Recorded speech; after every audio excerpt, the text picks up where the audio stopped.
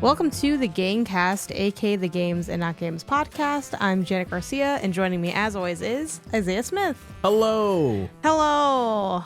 And welcome to reality. Yes. The last second pivot to for the Not Game section, we were talking about the Matrix movies, watching all the Matrix movies almost in a row. Like most of them were back to back. Almost a marathon. And the funny thing is about this is I had seen every Matrix movie except for the first one. We'll get more into that later on why that is. And Isaiah had only seen the first one. Yeah. So that's why we started dating. So together we have the full Matrix collection. So yeah, so then we finally watched the first one together, and then I was like, all right, let's write out these other ones. So we'll be talking about that. You had a lot of time to prepare, but if you needed more time, you can always peace out and come back. Join us in our viewing. I will say you can't watch it like on anything for free, which is insane. We had to rent 1 through 3, and then 4 we were able to watch on the Spectrum app. Yeah. And like 1 is on, I think, Peacock or something? I don't think something weird. If it is on something, it's on something we don't have. Yeah, it's on something we don't have. It's also on something. It could be on Peacock. It's also on something no one has or no one wants, or Paramount Plus or something. It's on one of the whack ones if it's anywhere. Okay. It's not on HBO Max. Which is so weird. Yeah. Anyway, we'll get more into that later. But for games, we're gonna be talking about when do you give up on a game, and we're gonna be using a couple of games we've been playing as sort of semi-exemplars. A lot of the games we're playing are either games where maybe really into, but have been playing for too long, Slay the Spire, or games that it's like, oh, it's not even that good like that, but there's something about it that's very appealing. That's Moonlighter. We got Chronos with the, you were kind of a hard bounce to Chronos. We can talk about why that is. And then I started Silk Song. Part of me does want to go back to it. Which is, maybe in the spoilers, the answer is you'd never really know. So with that being said, do you want to get into games? Let's talk games. I'm kind of sad because before we started recording, I had our cat on my lap, and he was there for like 30 minutes. We were working together, hanging out, and it was one clapboard from Isaiah that had him scurrying away. Now he's in the producer chair, rolling around. He's producing. Sidebar to all this, we went to the pet store yesterday, and the pet store had some cats that were up for adoption, and oh my God, guys, these are some really good cats. There was an all-white cat named Yogurt. That's a great name. He was 8 months old, and he was my best friend. Yeah. Also, anyway, we'll talk. I'm sure we'll have other pet things, new costumes in stock. Holidays. Yeah. The Halloween's coming up. Yeah, maybe we'll do a Halloween episode or something. Okay. Anyway, when do you give up on a game? This is a complicated question. I kind of want to start broad, and then we'll talk about the specific games we've been playing and kind of where they fall and things. So, as a broad question, when do you give up on a game? That is a really good question. I very rarely give up on a game. Like, looking back, this year I've given up, and to be honest, there's a slight chance I one day come back to it just to finish it. I've only given up on one game so far, and that was BlueSKy, which I was having a good time. For those who don't know, BlueSKy, the Time Shift Warrior, it's this game that I think you actually originally recommended to me on Steam, where it's kind of like puzzle action, where basically you go into these like combat rooms, and the whole idea is to beat all the enemies in the combat room. But you cannot do that in one go. There's sort of like a timer to each combat room. And so you have to do what you can in that combat room, but then it restarts with your like ghost redoing the actions of your previous runs. And the whole idea is that you use your ghost and your, the looping mechanism to like beat each combat room and the puzzles that come with it. You know, maybe there are some enemies that you need to attack from 2 directions, or 2 enemies you need to beat at the same time, or, all this kind of, you stand on a button so this door opens so you can get to this other enemy, stuff like that. And it's about managing and manipulating that time loop element. Sounds awesome. It is good. It is good. I don't know why exactly I bounced. You said, if my memory is correct, you said it was kind of just like too samey. It kind of went on for too long, and you were kind of just like, this is fun, but like you have nothing else to show me and we're still here, so I'm kind of just tired of it. Yeah, I can see that.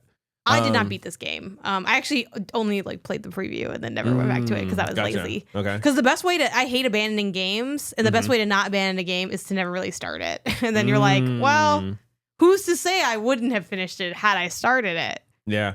So that's my brand of toxicity. But yeah, looking back, outside of that, last year I didn't abandon any games. All the games I have in my little tracker. So you're a serial game committer. Well, I guess maybe taking a quick step back, it's that I only consider abandoning a game once I've like invested enough time into it and then stop. Like if I try a game and I'm like, oh, this doesn't really feel like a me game or something like that, I'll bounce off of it real quick, right?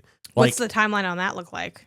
It's really tough, right? Because there are games that if I were to stop it now, like if there are games where if I never go back to it, I would consider BlueSKy is like, again, one of the only examples I can think of where it's like, if I never go back to it, I consider that abandoned. Yeah. But like Mario Brothers, Brothership or whatever the fuck. Sure.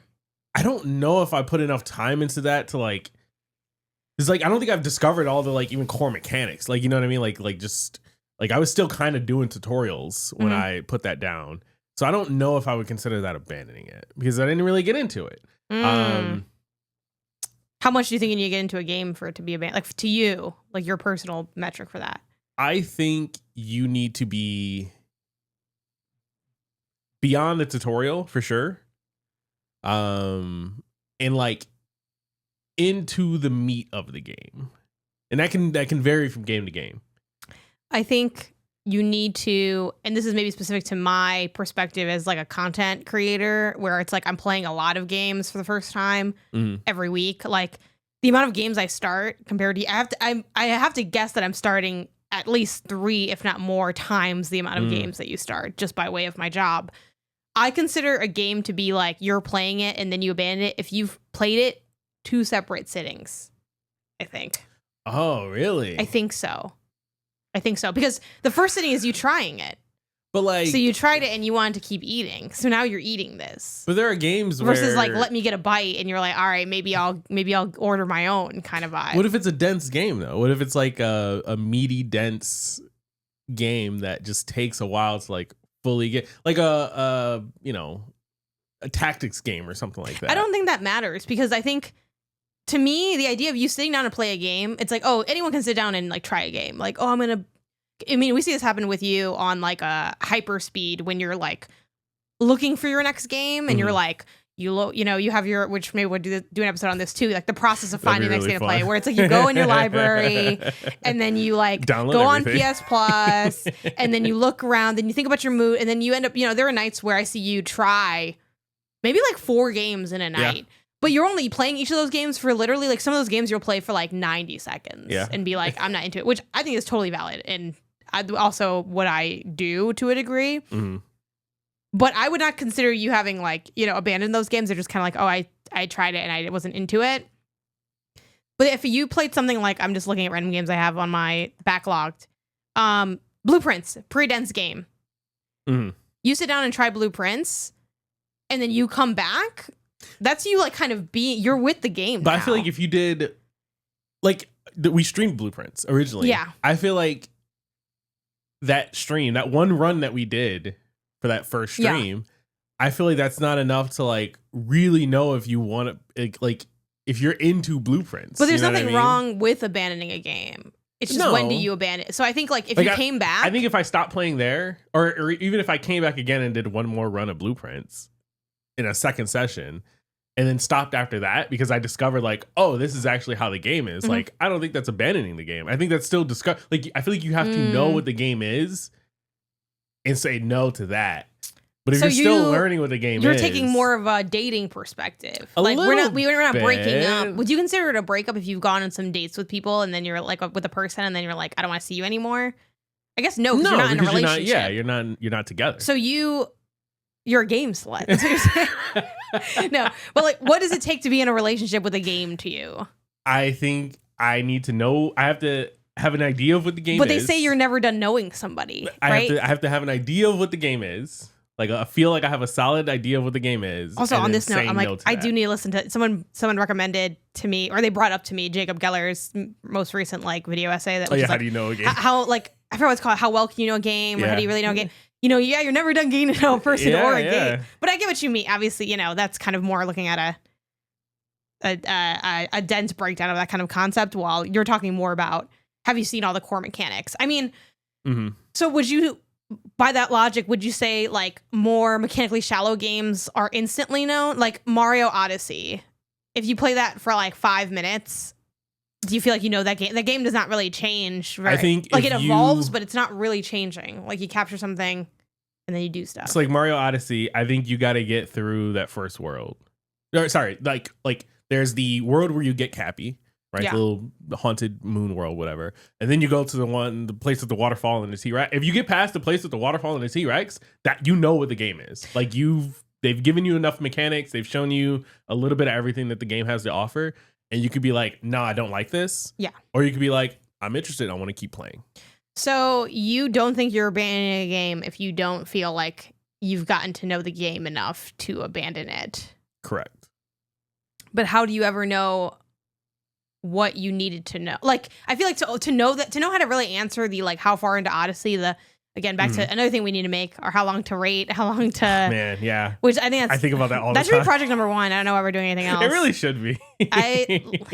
And guys, this is what it's like being with Isaiah, where Isaiah has nothing but my good... producer. Isaiah has nothing but good ideas. And I'm like, literally do any of them. And he's like, I'm going to do part of some of them. And also, I think they suck. And I'm like, no, they don't. They're all good ideas. Again, I'm going to snap and I'm just going to learn to code myself because I'm tired. Which is also a content idea. Content idea I have is we switch lives. not fully, but where Isaiah reviews a game. He does a written review of a video game and I have to code something. Obviously, we have to like conceptualize more what does that mean? Like, do I... And obviously... Again, my job is hard. I don't think it's like anyone can do it well, but he knows how to write like in English, which is like what the job versus I do not know how to code versus, so it's like, is he a worse writer than me? Generally, yes. But like, I don't even know how to it'd be like if he'd have to be illiterate for this to be this one-to-one. So I don't really know how we're going to do that. But, I guess like why do you not want to admit to abandoning you're a deadbeat gamer. You abandoned these games. You don't want to admit. You said, those aren't my kids. I don't know these people. I think it's more just like, I feel like, I don't know. It's like, again, I think the dating thing you mentioned is like a really good example where it's like, I don't want to go around saying that I broke up with everyone that I went on a date with once. You know what I mean? Like, I feel like there needs to be some form of... I do think there's something, though, commitment to the dating metaphor, though. Because, I agree. You're not breaking up with somebody if you have to be in a relationship to break up with somebody. Yeah. It's more like, oh, I'm not seeing that person anymore. Oh, it didn't work out or whatever, right? But back to the dating metaphor. If you go on a date with someone and you go back for a second date, I'm not saying that means, oh, you're in love with them or, oh, you're really, you're obsessed with them or anything like that. But it says something because there's other dates where it's a one and done. Yeah. So to me, I do think when you play a game and then you come back and play the game again, it means there's something there. You have feelings for this game. You're interested. You're like, ooh, maybe you like this game. Yeah, you kind of like it. Now, again, is this going to be a game that you settle down with? Maybe not. But I do feel like, again, you're kind of more making it's like, it's almost like if we think of an arcade cabinet, right? It's like you hit continue. You put the extra quarters in there. It's like, that's like, again, obviously in the modern day arcade, they usually just make that free because it's annoying to pay for it. But whatever. Anyway, but like, there's something there. And I think that makes it so that you are then leaving it. Like, I saw what was there. I said, I want to see more.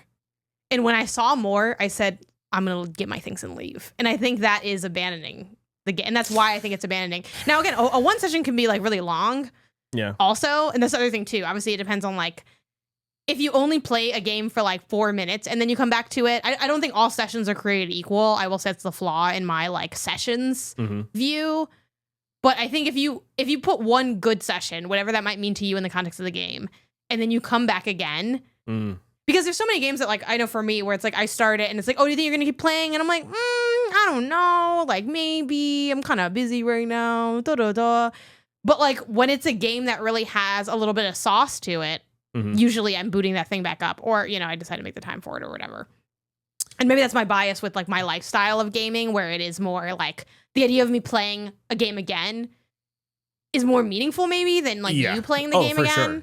For sure, 100%. Because your game's like... No, it's just that you are exposed to more games than I am.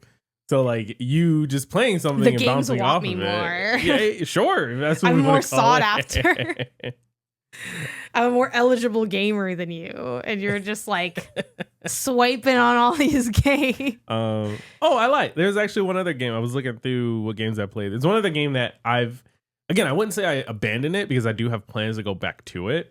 But if I were to never right now go back to it, it would be abandoned. The Ender Magnolia game. I was playing that before. Yeah, I feel you played that quite a bit before we got into Clair Obscur. Yeah, and Clair Obscur took over, and it was like, all right, well, I don't care about any other game right now. Yeah, I guess that brings us to something else. Like as far as when do you give up on a game?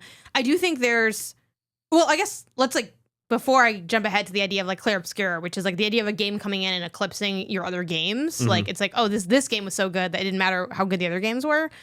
But to zoom back for a second, what makes you abandon a game? You talked about like what you count as abandoning a game, but like what makes it so that you don't continue playing? Obviously, like the easy answer might just be like, I don't really like it, but like, what does it really mean? Because there's you mentioned you don't abandon a lot of games. You're a big hate finisher, even though, again, if we go back to our hate finish episode, I think we debate on what counts as a hate finish. But for the man who's always finishing these games, what makes you say, you know what, not this one? That's a really good question. I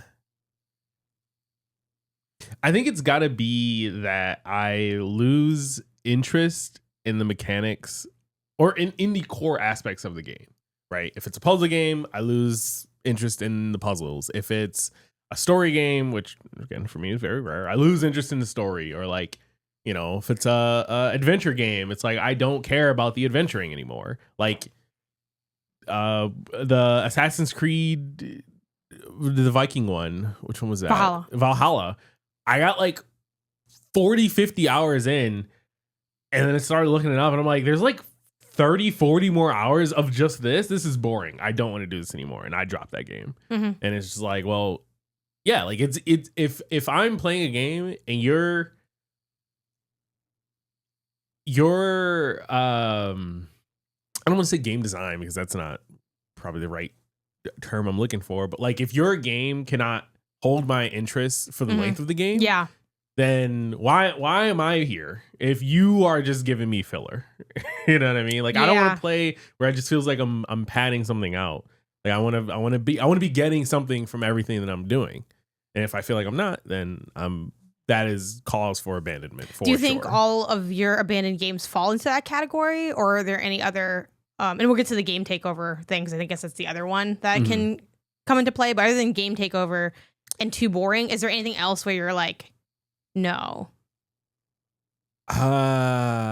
Difficulty spikes. I was thinking difficulty spikes. But even then, like, I'm more likely to do what I did with like 9 Souls in that case, where it's like, hey, I'll just put this to easy, and because that is a perfect example of like I wanted to get more from that game, but the game was making it too hard to get more from it. So I just knocked it down to easy. Can't die. Reminds me of a game I know that we'll talk about in a little bit. Yeah. And it was like, all right, well, I want to get the rest of this game. I want to know the story. I want to see what happens to these characters. I want to figure out what other moves and bosses there are and things like that. And it's like, all right, cool. I was also at like literally 90% through that game. And so it's like, all right, well, I'll just knock it down to easy and finish the rest of it. So yeah, I outside of that, again, difficulty spikes will cause me to bounce. Lack of interest in any more of what you have to offer will cause me to bounce. And then another game will pull me away. Yeah. Which is different. Game takeover. Yeah. If you think of a different name for it, let me know. I'm going to toss some of my viewpoints into our running list here. I think for me that makes me give up on a game is just like, it's too long in general. I could start a game and enjoy it and be like, how long is this? Like there's so many times, and this is going to make me sound like I hate games. But like, I'll like start a game. I'll be having fun. I'll be like, oh, this is cool. Grab my phone, game name, how long to beat. And then I just see. I think that's crazy that you don't do that before going into, unless it's like a new game. Like you, I mean, a lot of times they are kind of newer games. Or like it's like a game I know I want to try, and it's like I know it's maybe not going to be like 100 hours because most games aren't. But it's like I'm like, this is fun. When is it over? Is like a joke that I like say constantly on my stream. Like, oh, this is really cool. Okay, when am I done? Yeah. And if the answer is soon, I'm like, it's pretty good. And if the answer is not that soon, I'm like, ooh. And I think part of that might be fear that it will hit the maybe too long, too boring part. But also, I think the idea of like, is it good enough for the time that it is? Because I think there's something that keeps me up at night. Not literally, I'm being dramatic. But something that keeps me up at night is the amount of games that I have beaten, that I've invested a big time into, that kind of like are not even that good. And then there's good games rotting under the water. Bear, that meme of the drowning kid and then the skeleton in the bottom. Yeah. It's like there's so many great games that are down in that skeleton zone while I'm out here like hanging out with, McGuffey's Adventure, and it like is pretty mid Guffey's Adventure. So yeah, too long on top of the things that you mentioned. I'm trying to think if there's anything else. Have you noticed anything in me for abandoning these games that is outside of these, or have we touched on everything that caused us to abandon a game?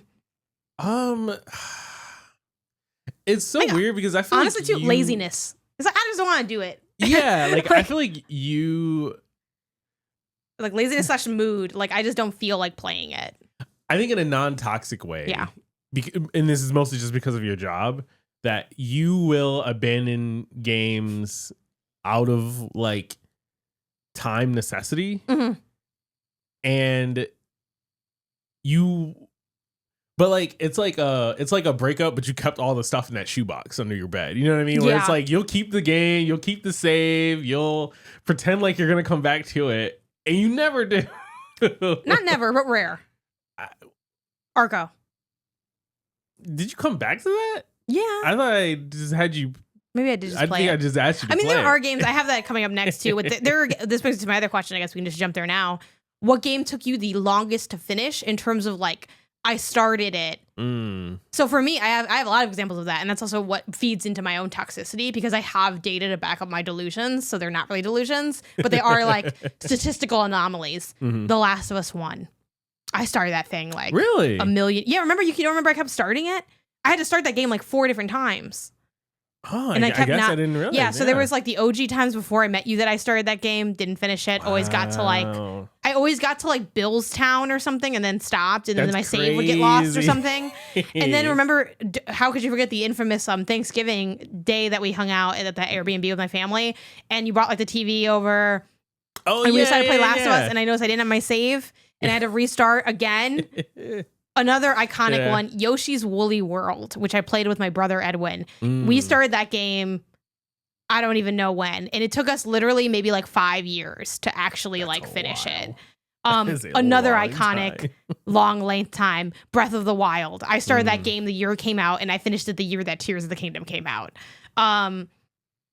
So like I don't just talk. I do be about it. I don't just talk about it. But yeah, statistically speaking, the odds of a game becoming The Last of Us, Woolly World, Breath of the Wild are low. Most games are, Bionic Bay, a game that I thought was cool that I didn't finish, or Blueprints, a game I got really far in where I'm kind of feeling like, what do I do now?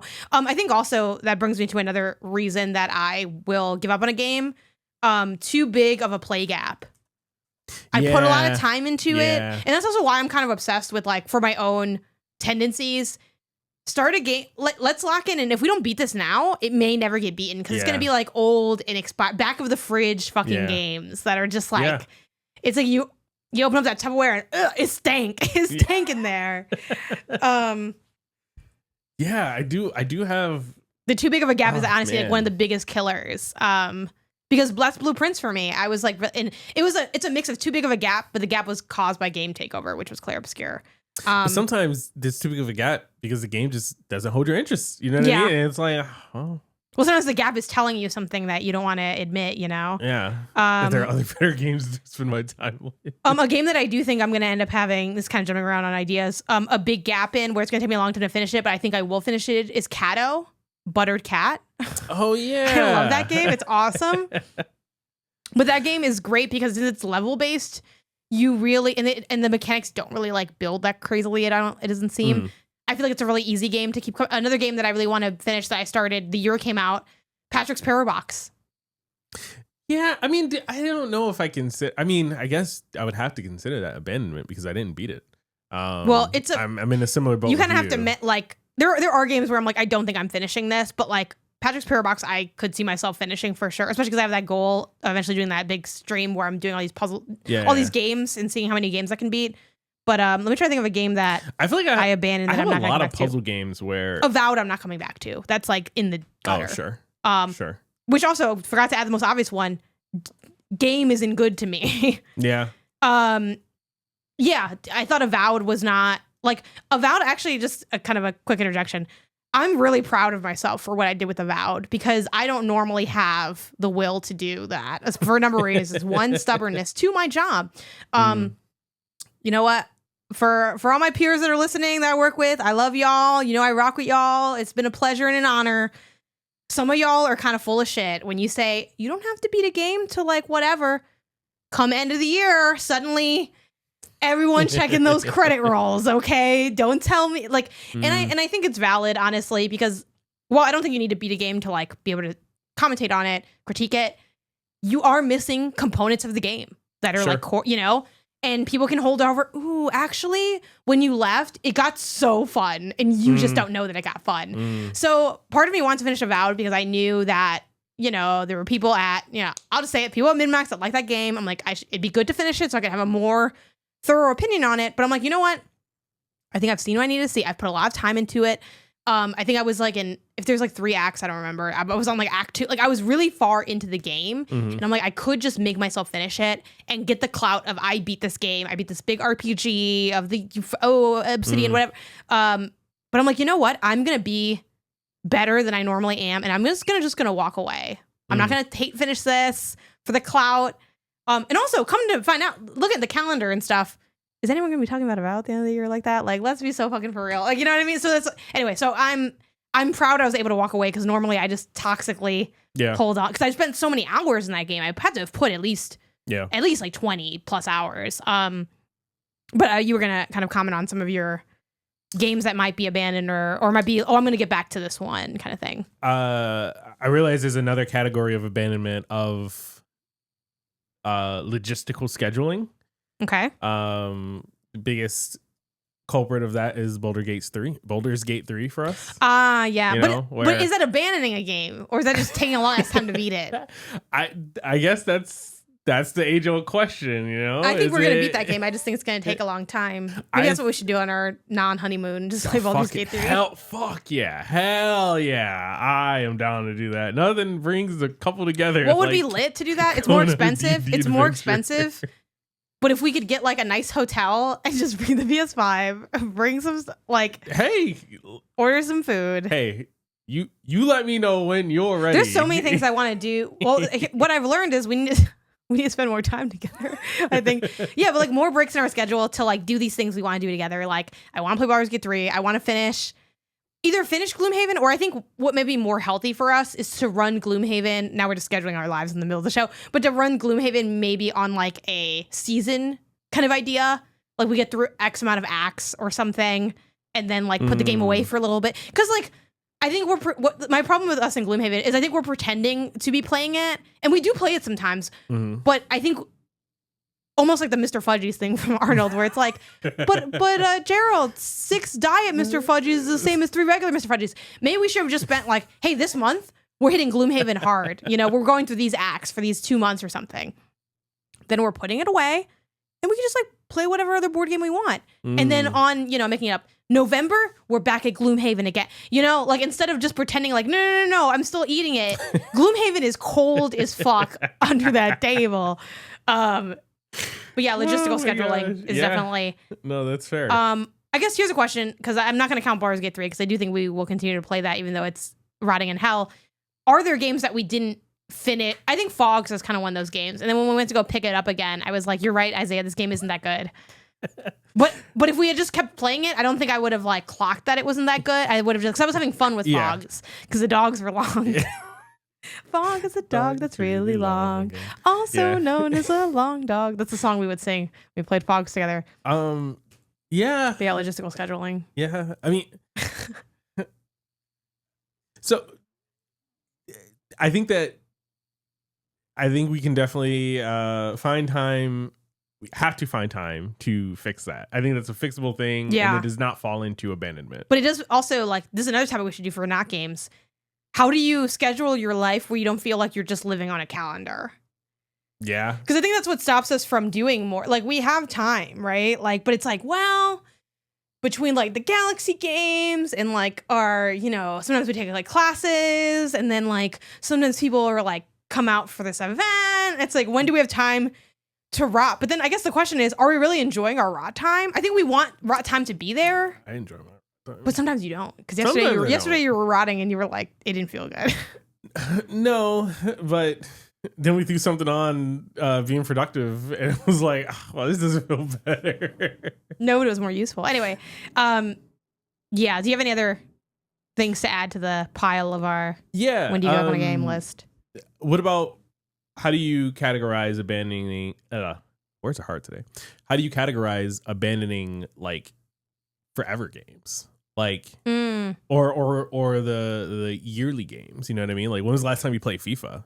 Who knows? But I wouldn't say you abandoned FIFA. No, definitely not. I'm more in I think for that, it depends on what your relationship with the game is. Like, if you, like, for instance, I know some people develop toxic relationships with like online multiplayer, like, whether it's Call of Duty or Apex or League of Legends. Like, I've known people that are like, I stopped playing League of Legends because it was ruining my life. I wasn't doing anything but playing League, and the debt collectors were knocking at my door, like, literally.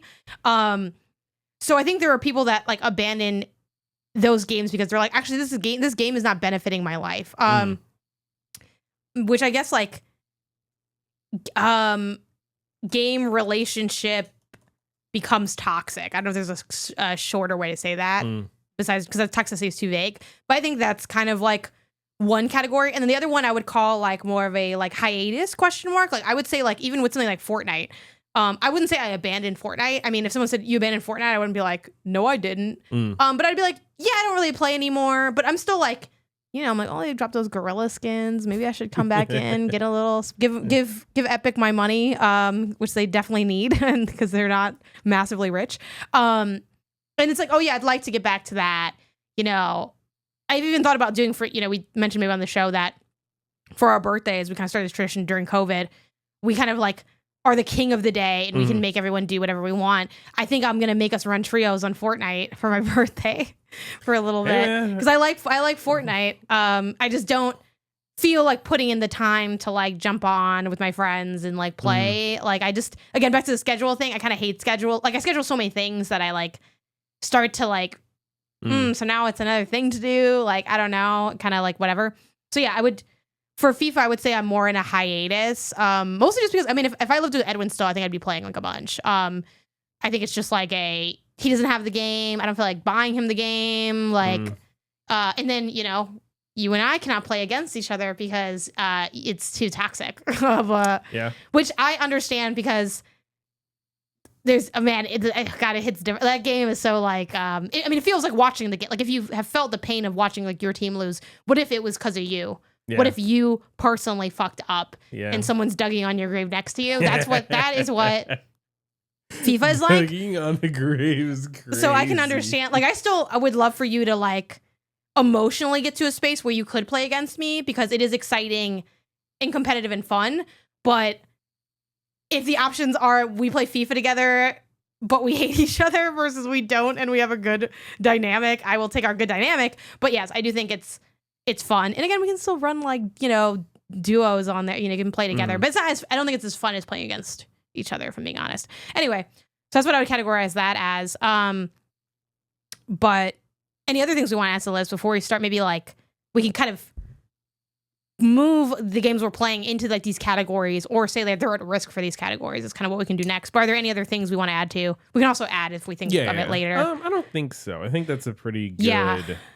So just to run through it for everyone listening, we have length versus intrigue issues is kind of like a graph. It's like, oh, it's getting too long. It's not interesting enough. That's like one category. We have difficulty spikes. We have game takeover, which is when a better game comes along and kind of relegates the game into like abandonment. Mm-hmm. We have the game is just straight up too long. I don't want to do all that. I don't want to take all that time. Mm-hmm. Death Stranding. I'm looking at you, dog. I ain't going to play all that right now. Oh man, I gotta put that on my list for the first one. I'm still on the first one.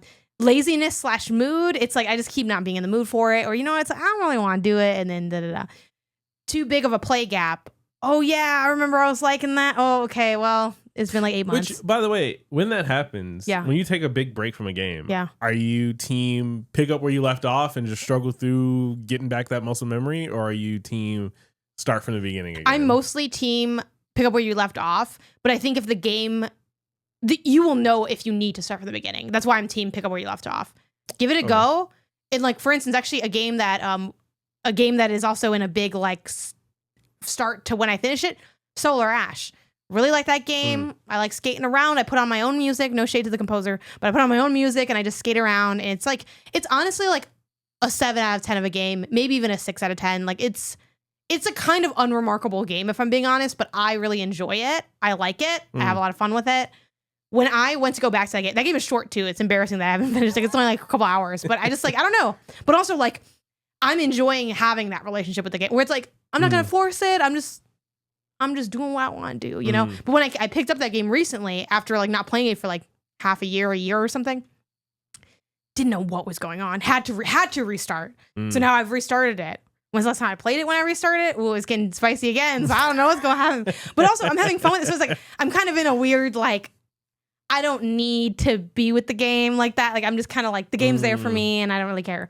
But that's why I'm team pickup. What about you? Are you team restart? I'm generally team restart. Only because I feel like a good game, especially the games that I like and I really gravitate towards, are such like build on themselves games that if you leave and come back, you're missing so much context, so much strategy that felt like imagining being halfway through like Chance of Sinar and then coming back to that game a year and a half later. You know what I mean? Like there's so much stuff that you just needs to be in your working memory to like really execute on that I might as well just start over.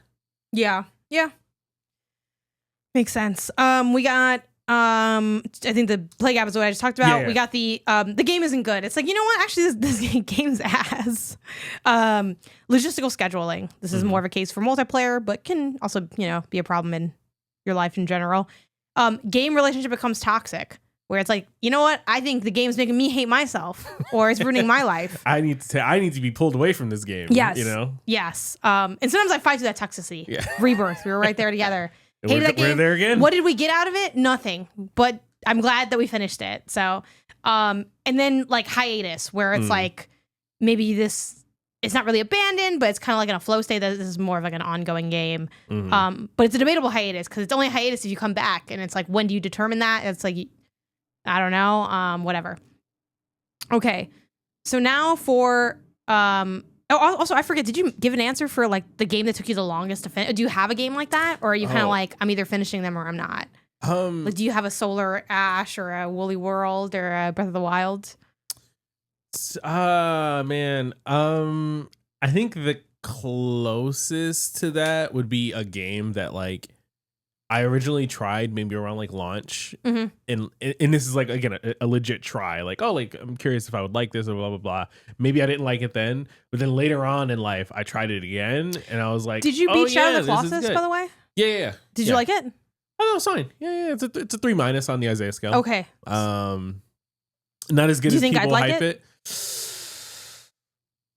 I'm gonna say yes. Because I've tried it and I didn't like it when I tried it. Okay, well then I guess not. Okay. Like if you've played it and you didn't like what you play, like you didn't get grabbed by it, then it doesn't get better. No, I felt like you were just walking around and then you just climb on something and then you walk around again. Yeah. Okay, yeah. Is the game. Now I will say some of the boss battles. Greg also doesn't like it, which is like kind of it's like, oh yeah, it's like, that's my like game cousin. Yeah.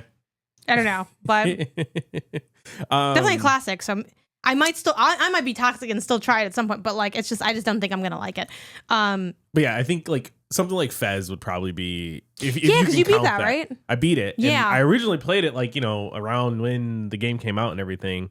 and I just never played more. I think that counts because it's like it was abandoned and then you picked it back up. Yeah. Sure. Yeah. Okay, that's a good one. All right, now we have the games that we're currently playing, and do they slot into these abandoned tropes, or are they going to become like the chosen few? I don't really know. I don't have a good name for that. So let's start with Chronos. This is a game we both have played. I previewed it, so I've technically played more than you because the preview was the beginning of the game, and I played more in my preview than I did when we sat down to play together. Gotcha. This is from Bluebird Team. It is sort of like, I don't even think it's internally marketed this way, but it's kind of perceived as like their Dead Space-like game. And it does have some commonalities with Dead Space. You have a big helmet. You can stomp on enemies. The save structure is like identical to Dead Space. We have like the little spot where you can upgrade and da-da-da. But other than that, I would actually say it has nothing else in common with Dead Space. It's a post-apocalyptic kind of situation. It's survival horror, which I guess is also in common with Dead Space. But, again, not a lot in common with Dead Space. Just kind of a quick aesthetic glance. You might get that vibe. Monster type enemies, and the big kind of mechanical distinguishers of this game to me, which you can add on once I'm done if I'm kind of missing some key points, but are a couple things. One, you do more damage when you hold down your shots to max, like you kind of charge your gun, and when the gun is fully charged, it automatically fires. So you're kind of playing with that, which makes weapon sway and enemy movement like so much of a bigger deal than it normally is in other games. And you're also often put into arena combat situations, either explicitly or implicitly, which means that you do have to kind of square up against enemies. Like you can't Resident Evil run away and just get to the next room in this game.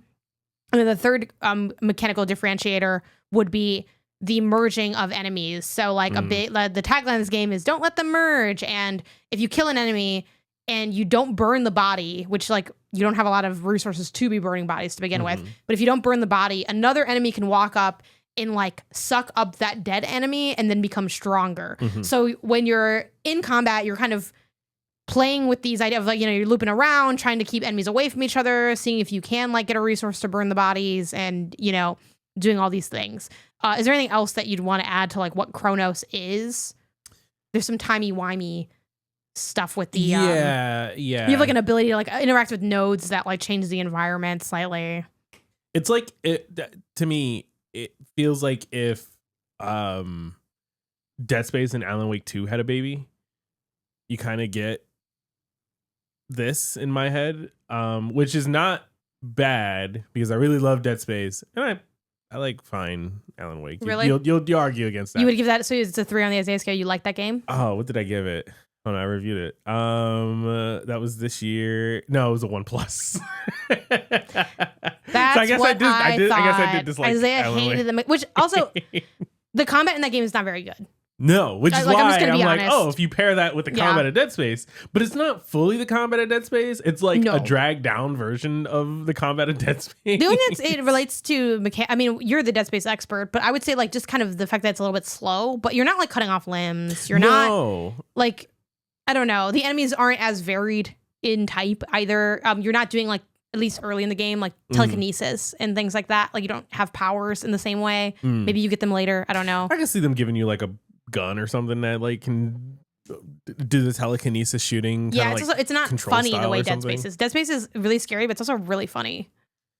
Yeah, that's fair. All right, so you saw me play it. That game's hilarious. It's a comedy when I play that game. Okay.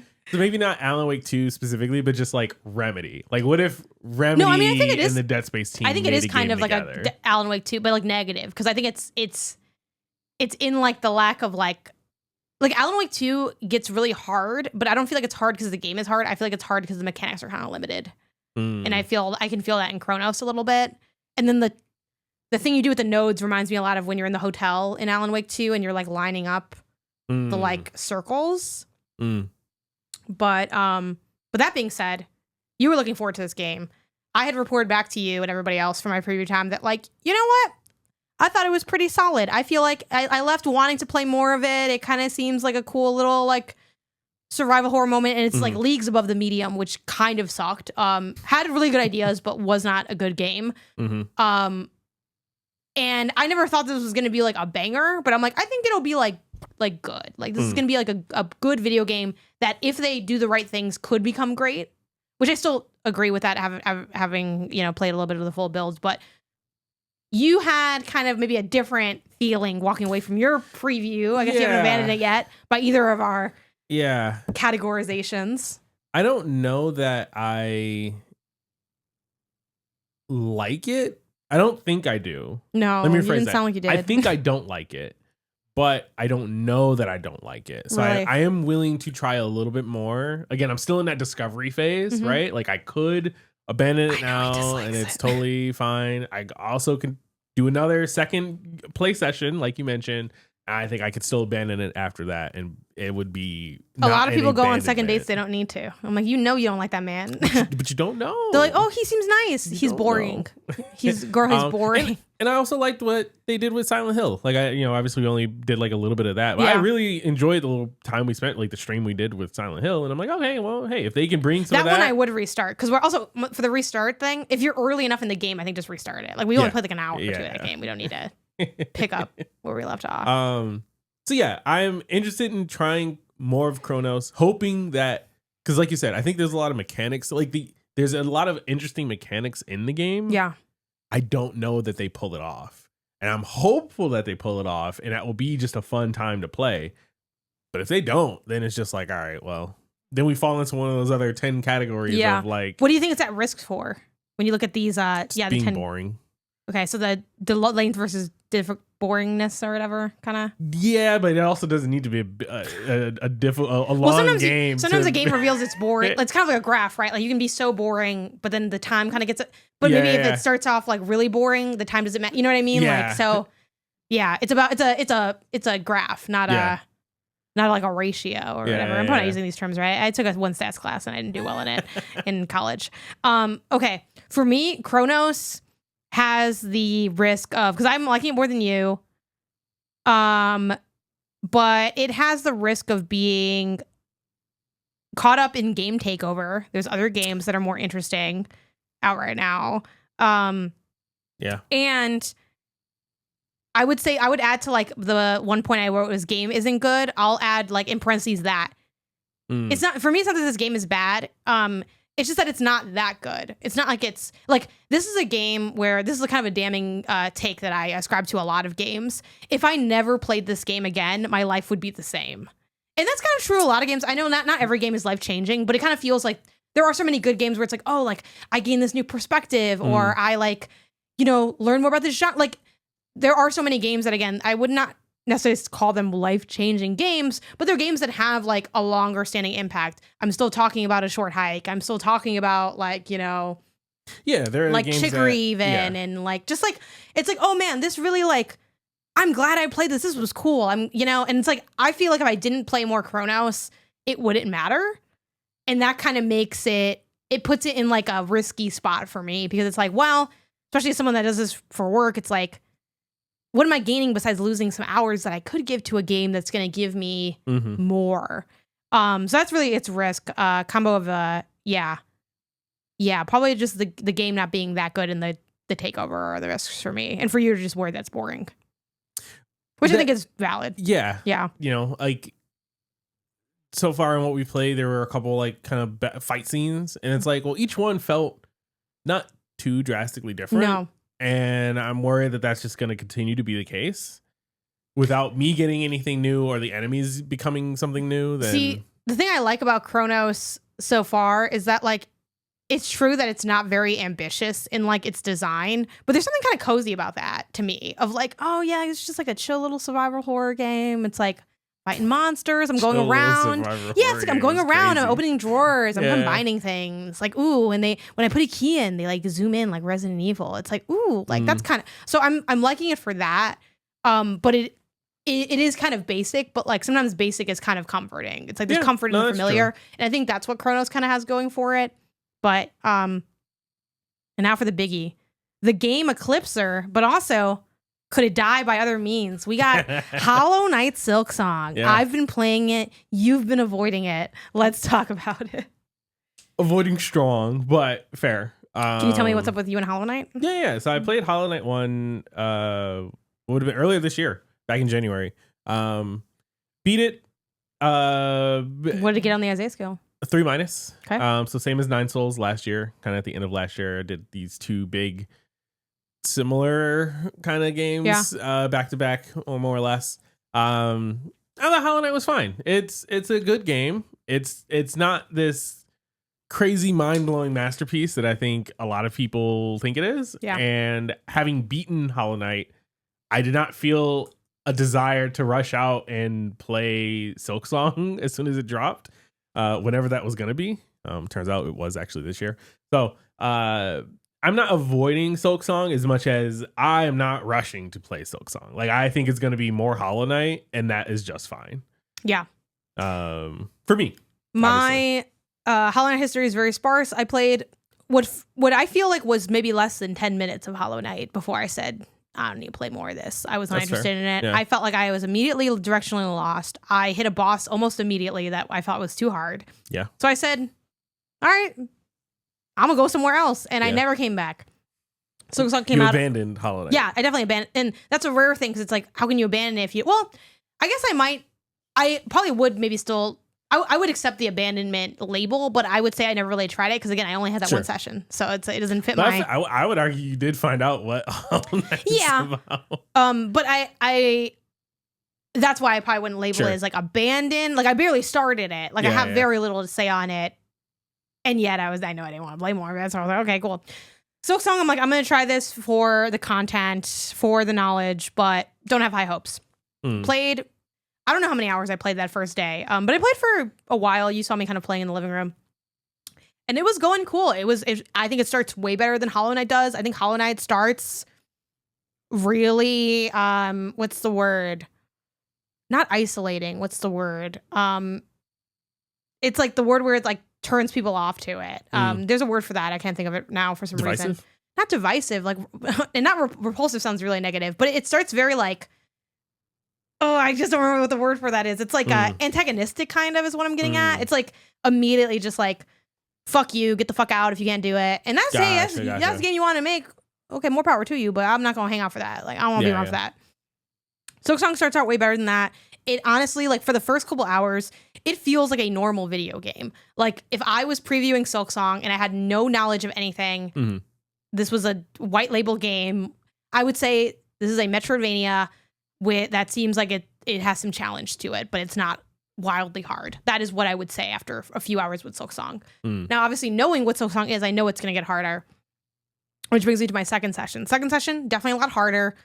Still, like, kind of doable, though, but towards the end of that second session, which I streamed, so I played for, like, about 4 more hours on top of the hours I'd played, so I don't know how many hours in I am yet. Switch 2 won't tell me.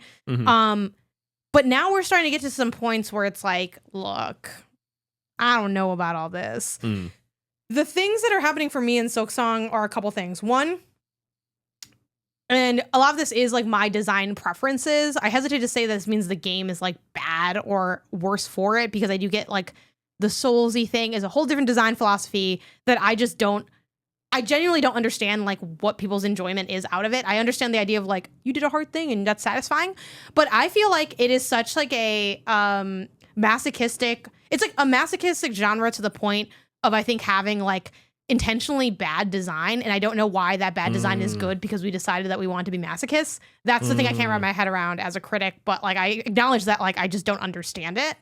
So we'll see if I ever can evolve like my understanding to maybe have like a more thorough take. But from my perspective, Silksong does something that I hate vehemently, especially in Metroidvanias are based on, you know, getting more abilities or more access. Sometimes you gain a power that lets you like, you know, oh, I roll through this hole, a la Metroid. Or sometimes the key, I can open the blue doors, also Metroid. But I hate, and this is also true for all games, not even just Metroidvanias, when I get something that feels like it just should have been part of the game. I feel like I'm getting nickel and dimed on mechanics, and I don't like that. I don't think that's a good feeling. Like, it's like, oh, well, now you have a compass, so you can see where you are on the map. Yeah. Why didn't I have that to begin with? Well, we wanted to give you something to have to do. Why? Well, our game is like 20 hours. Okay, sure, but like, there are many games I've played that are like of significant length, and also especially with a game like Hollow Knight, / Silksong, which is like known to be a game that has multiple layers of completion. Like if you want to be sick, you can get I found all the whatever, like you can play that game for a lot longer than you need to roll credits on it. So for that reason, I don't see why you need to make so much of the beginning of the game like dry, because it's like I don't know why we're padding out stuff. You seem like you have good, and you seem like you have good stuff too. Like the enemies I think are really interestingly made, like the grunt enemies, where it's like, oh, they have abilities that really kind of keep you on your toes. Where it's like, oh, this one has spikes, or this one has like propulsion, or this one's moving around. And I think that is cool and like well designed. But then stuff like you have to buy like the map markers. It's like, wow, now I'm going back and forth, like trying to like scrounge together the rosary beads to buy these map markers. And then there's like other stuff, from a mechanical perspective, you have this like dash jump thing where it's like you like go on a diagonal and you need to hit these little red things to like bounce on them, and you can like bounce on things. And that's like the type of hard platforming this game offers, at least in its early hours. I love a hard platformer. I'm obsessed with platformers. I find the mechanic of this to be wildly convoluted to execute. I feel like what's fun about platformers that are hard, it's not about like the thing you're doing is hard to do. You're jumping. Sometimes you're, grappling or wall bouncing or other things, or like using a whip or something. Like there's other things besides just jumping. But at its core, what's hard is like being focused, taking in your environment, and maneuvering around a difficult environment. That's what makes like a hard platformer hard. Like that's the whole point. So the idea of like, actually, it's just hard to even do the mechanic I need to do. Just the execution, I think is wildly silly of design. I don't see what the satisfaction is on that. I don't think it's tutorialized well in the game at all. There's like one spot that's like kind of okay for learning that is presented to you like before the harder part, but even that part's kind of difficult. There's lots of enemies around that you have to like clear out first. Okay, let me make sure I have space to like learn this. When you get past the first part, there's a bunch of spikes, so it's like, well, I hope I do it right.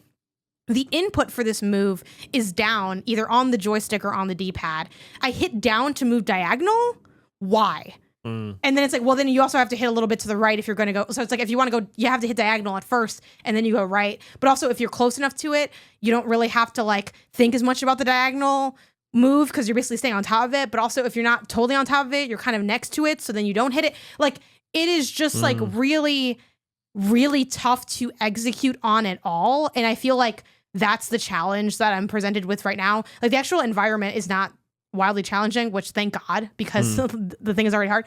And then when I was talking about this, like on the internet, people were like, oh, you can get this ability later that turns it where you like basically you hit down instead of hitting diagonal. Why is that not just immediately there then? So you knew it was bad and you was like, I don't like when it feels like you made the game whacker so that you can make it sweeter later. I want the game to start at a baseline decent, like vibe, like, oh, okay, cool. And then you add to it where it's like, ooh, now I have these extra things. Like that is my preferred design. I also think just like, and this is a late take because Hollow Knight has existed for forever, but I gotta be honest, I don't think the Souls structure of the benches and everything lends itself that well to a Metroidvania just in general. I know like Hollow Knight's the only Metroidvania, not Soulsy Metroidvania, but the fun of Metroidvanias is going around the map, exploring and like figuring things out. They're like, and you do have to backtrack because that's the design of a Metroidvania. So they're like, okay, you know how you have to backtrack? On top of backtracking, you're going to also backtrack for benches and buying stuff. And I have like a part in Hollow Knight Silksong where I'm hitting the same hallway over and over and over again. And like, that's boring. Like, I find that really boring. I don't want to do that. I want to just check out what else is going on in the world, what's here. And like, I don't know. Like, I just don't love the whole like, okay, we'll try to go in a different direction. It's not as easy to do. This is an Elden Ring where it's open. It's a 2D space. So going in a different direction in a 2D space and a Metroidvania with a map that refuses to tell me anything unless I give them like 1,000 shillings isn't like a great feeling. And there is, a lot of satisfaction in overcoming the hard challenges. Like I beat this boss that gave a lot of people in my chat problems, and I did it like pretty easily, generally speaking, because I cheesed it, which I'm like, great, this is great design, because I'm like, and I also feel like it was designed to have that option, like, because it has like it's the guy with the big stick. It's like a fat boy with a big stick. And he can jump like really like far, and he has like really big range, and he's kind of presented in this like environment that has like a high ceiling. But next to that environment is the hallway with a low ceiling. So he can't jump, he just burrows underground. So you just like he pops up, you hit him, you leave. He pops up, you hit, and then as you hit him, you do get like your silk that you can use to do a big attack or heal, which I do think that aspect of this game is really great. Again, not like unique to Hollow Knight's, like Team Cherry's design philosophy. Like even, you know, Souls games have like Estus flasks and different things to like help. And, you know, that was a big thing of Lies of P that I liked, where you could like attack and that's how you refill your healing. And I think it helps people like me who have a tendency to like play conservative. It incentivizes being aggressive because I actually get rewarded for my aggression in a way that also gets me out of my shell mechanically and stuff like that. So again, it's not like it's all like L's in Silksong. I was really enjoying those first few hours, enjoyed the most recent couple hours less. And, you know, if we start to map out that graph, it seems like where I'm heading is pain. So I'm going to play a little bit more because I want to give it a little bit more of a try. Because in the game's defense, yeah, maybe this section that I'm trying to do is too hard for me. Clearly is too hard for me. I'll go do some other stuff. I haven't gotten like the dash or a lot of other core mechanics to the game. I think there is a little bit of hope, but if I have to guess, I'm not beating this game. And I'm not playing it for much longer. And this game is going to fall victim to, I would just say, difficulty spikes. And then I would also add, I think I'm going to add an 11th point here. Something pissed me off is going to be the general category. I don't know if it's a new category. I think that... Well, I feel like it's kind of different than... It's like part of it is difficulty, but it's also difficulty compounded by other aspects of the game. Like, is that just game isn't that good?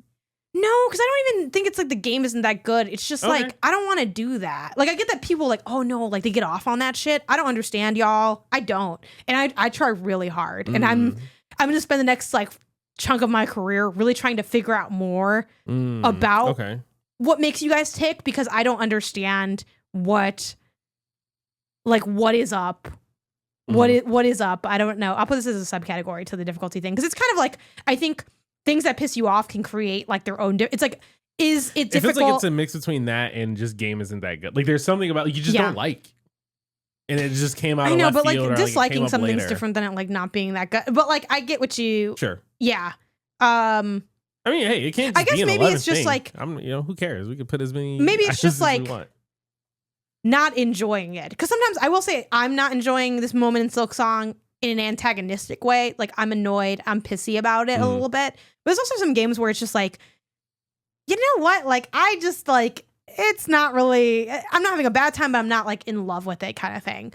But that's Silksong's gonna fall victim to difficulty spikes and then just kind of like not enjoying it / game not that good. We'll put that as one line because it's kind of like there's similar vibes. Like it all comes down to like a kind of your perception of like what is the experience like in the game. And like I definitely think though there was a moment while I was playing, I think I might have even said this on stream, where I was playing this game and I said, ain't no fucking way in hell I'm picking this shit over respectfully, again, I don't think the game is shit, but I am picking this shit over Clair Obscur. You're fucking high. You're fucking high as fuck, bitch. No. And that's another game that she got flaws. She got problems. No, so that's the thing too, a flaw game can still like have, win me over.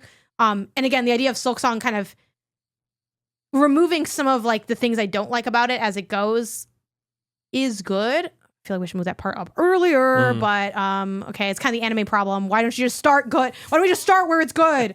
But that's kind of what's up with Silksong right now. Gotcha. But I guess the last thing I want to shout out with Silksong is I do really like Metroidvanias. I think people don't really know that about me, it seems, but because I don't know, talk wildly about them all the time. But yeah, I enjoy like that construction of game. So it's like I like going to explore and looking around this map. But I'm not about to fight God 32 times. Here's the thing, I would fight God 32 times if I didn't have to run down a hallway to go fight God 32 times. That's the part that I can't really rock with. And I just feel like in every other genre of game, we all complain about bad checkpointing, but when you do it in a Souls game, now it's good design. I don't understand. But that was my Silksong rant for now. It's got a yellow card is what I'm hearing. It's not full on. Yeah, it's not going great. So But I am very curious about you and Moonlighter, because this is a game that you have kind of reported to me as like not really that good, but that you're like really into. So what's going on with this? This was a game that I had abandoned. Yeah. I had picked this up. I had tried it. I was like, this is stupid. This is not fun. This is boring. I'm dying left and right so easily. You're so weak in the beginning, blah, blah, blah. And I don't know why. I think just on a whim, I was going through the list and I saw it there and I was like, every so often I do this. I try another game or I try a game again. This time I pushed through. I was like, you know what? I'm just going to beeline getting a stronger weapon and see if that makes combat better, or like beeline trying a different weapon, see what's going on here. And that helped. It did help. It got me around. I'm now pro Moonlighter, but it is not. I'm constantly bumping up against a wall that exists in these games inherently. Of like, so the way that Moonlighter is that you are a shopkeeper, and during the day, so cute, you are selling items that you pick up, and is a very simple oversimplification. During the day, you're selling the items that you picked up while going through the dungeons, and then at night you're going into dungeons and you're fighting monsters and picking up more things to sell. And you kind of do this loop, and the whole idea is that you get through the 5 dungeons that have been like abandoned and like blocked off from people. I am now at the point where I'm on the 3rd dungeon, and one of the core mechanics of the game is when you're selling, you price items yourself. Like, it's not like just this thing sells for whatever dollars. It's like, hey, you put it on the shelf to sell, and then you set what you're selling it for. And the whole idea is that like, you have to like over time you hone in on what's like the optimal price to sell something at, so that you're not losing money, but then people are actually like, they can afford to buy it. They feel like it's justifiable. And I did that for the first, I don't know how many hours I'm into this game, 10 hours or something, like 8 hours, something like that. And I'm like, I'm over trying to play this min-max game of like finding out. So I'm just not looking to see, hey, what is the optimal price? Oh, so you for just each Googled item. like I just Google it now, yeah. And I also fucked myself over by like selling things that you need for crafting. So I'm like, you know what? I don't want to play this like guessing game. Like, I understand that is a game, a part of the game and a mechanic of the game that people probably really enjoy. I don't anymore. I did that in the beginning. It was fun. It was fine. Cool. Now I'm at the point where I feel like I'm just losing progress if I'm not min-maxing enough things. Yeah. Here. So I've just resulted to looking up what's the optimal price for things. That solved the problem. Combat kind of still had some difficulty spikes. Some of these bosses, they don't telegraph very well. And the moveset is, the gameplay is like very Binding of Isaac-y, where it's like a top down kind of like room to room kind of movement, and you don't move very fluidly. Like, you are moving more or less on a seemingly like a diagonal or like a grid or a 2D space, right? And it doesn't feel very good to move around. Like, it feels very static. And so it's hard to do dodges sometimes and things like that. Like, you have this dodge roll, but it does like next to nothing. And all this kind of stuff. So I'm like, you know what? This game is not about the dodge. The game is about the concept. And I really fuck with the concept. The concept is very cool. Concept bangs. Yeah. And so I'm like, you know what? Let me just adjust the game, adjust the min-maxing to just make it so that like the difficulty of the game? No. Let me adjust like my interaction with the gameplay. To like make the most out of this concept and like really get there. So started looking up guides like, hey, what's the best weapon? What's the best build? What best price for things? Like, I'm trying to get rid of all the guesswork for the exploration of the game and just get into the execution of the game. And it's picking back up again. So we were on an upswing, then downswing. Now we're back on an upswing. I think this last upswing is going to get me through to the end. Hopefully we end on a high. I'm still not entirely sure, but I wanted to play it mostly just to see ahead of Moonlighter 2, which presumably is coming out sometime this year, I think, or something like that. They at least announced it and they had trailers for it and everything like that. And it's like almost like a different game. It's like 3D now. It's like a 3D, more fluidly moving. It's funny because when I was talking to you about it, I was like, the combat isn't. You're like, the combat isn't very good in Moonlighter, and I said it's not very good in Moonlighter too. But it might feel a little better, and I also think that like it sucks because they're like right there to having good combat, but they're not. I don't really, again, I'm not a developer like that, so I don't know how to like.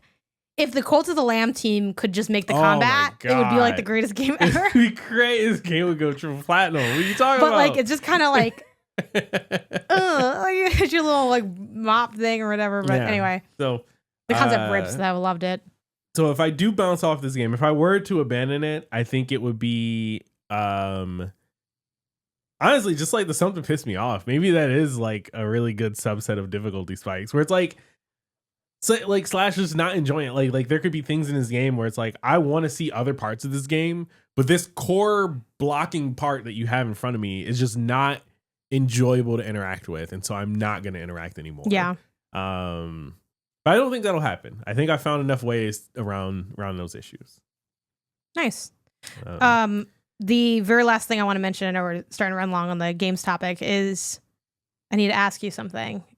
And I know I might not like the answer, but I need to know. Mm-hmm. Should I stop playing Slay the Spire? You've been on this Slay the Spire run of yours has been longer than I ever expected it to be, which is insane. I officially have 110 hours in Slay the Spire, and I worried this is my League of Legends. The deck collectors are knocking on my door. Other games are drowning in the waters. I really want to just kill the heart. Yeah. And if I did that, I'm not saying I would never play Slay the Spire again, because I probably would, because I've been curious about what those daily runs look like. Those seem fun. And I haven't maxed out the Watcher yet and stuff. There's like other fun to be had in the game. But all I really want is to beat the heart. Recently, I got to the heart 2 times in a row. And I said, I think I almost have this. And then yesterday when I was playing, every run was fucking trash. And then I went on the internet and I said, you know what? Y'all tell me what I gotta do. I've already kind of after getting a good amount of hours in the game, I'm like, I can take people's, input value. You could start talking to me when I was playing and I wouldn't like care. But now I'm like, I am desperate. I need something. There's something I'm missing. I got a couple fun tips from people. It's funny because some people have opposite tips, which is like, you can play a lot of ways. So it's like, someone was like, make sure you have, you don't want any strike or defend cards by the time you get to the part. Get that deck leaning clean. Cool. Someone else, don't worry about getting rid of your cards. Save your money so you can buy like these really key relics that are gonna like whatever. So it's like, I don't know, man. I don't know. I mean, some people brought up some interesting things. Like I never used the card Wraith before. I just never used it. It didn't seem like it'd be useful. It like you exhaust it, but you add a copy of a card. So someone's like, oh, you combine Wraith with, I've heard there's something else, and they're like, and then you kind of make an infinite loop of having Wraith or whatever. And then somebody did my Barack Obama thing with Ironclad, which I thought about doing that with Ironclad, but I haven't. I've been kind of focusing on the silent again. But Barack Obama. This is when I get Ironclad's block so high, but then he also has like the move where he like does damage equal to his block. And then he's Barack Obama. That's what I call him. But it's just like, you know what? Like I want it so bad, but it's taken a long time. And I hesitate to say like I'm not having fun with the game anymore, because I know it's not true. Like I the run I had the other day when I was like, turn your TikToks down. I'm locked in. I was like, that was cool. It was fun. I still like playing the game. But what I would like more than playing the game is to be done playing the game. And I could end at any time, because I beat the game a couple times. Yeah. But I never beat the heart. And I know a lot of people say, oh, I got 300. I've never beaten the heart either. It's fine. Like, just da-da-da-da. You know me. You know my soul. What would you advise me to do?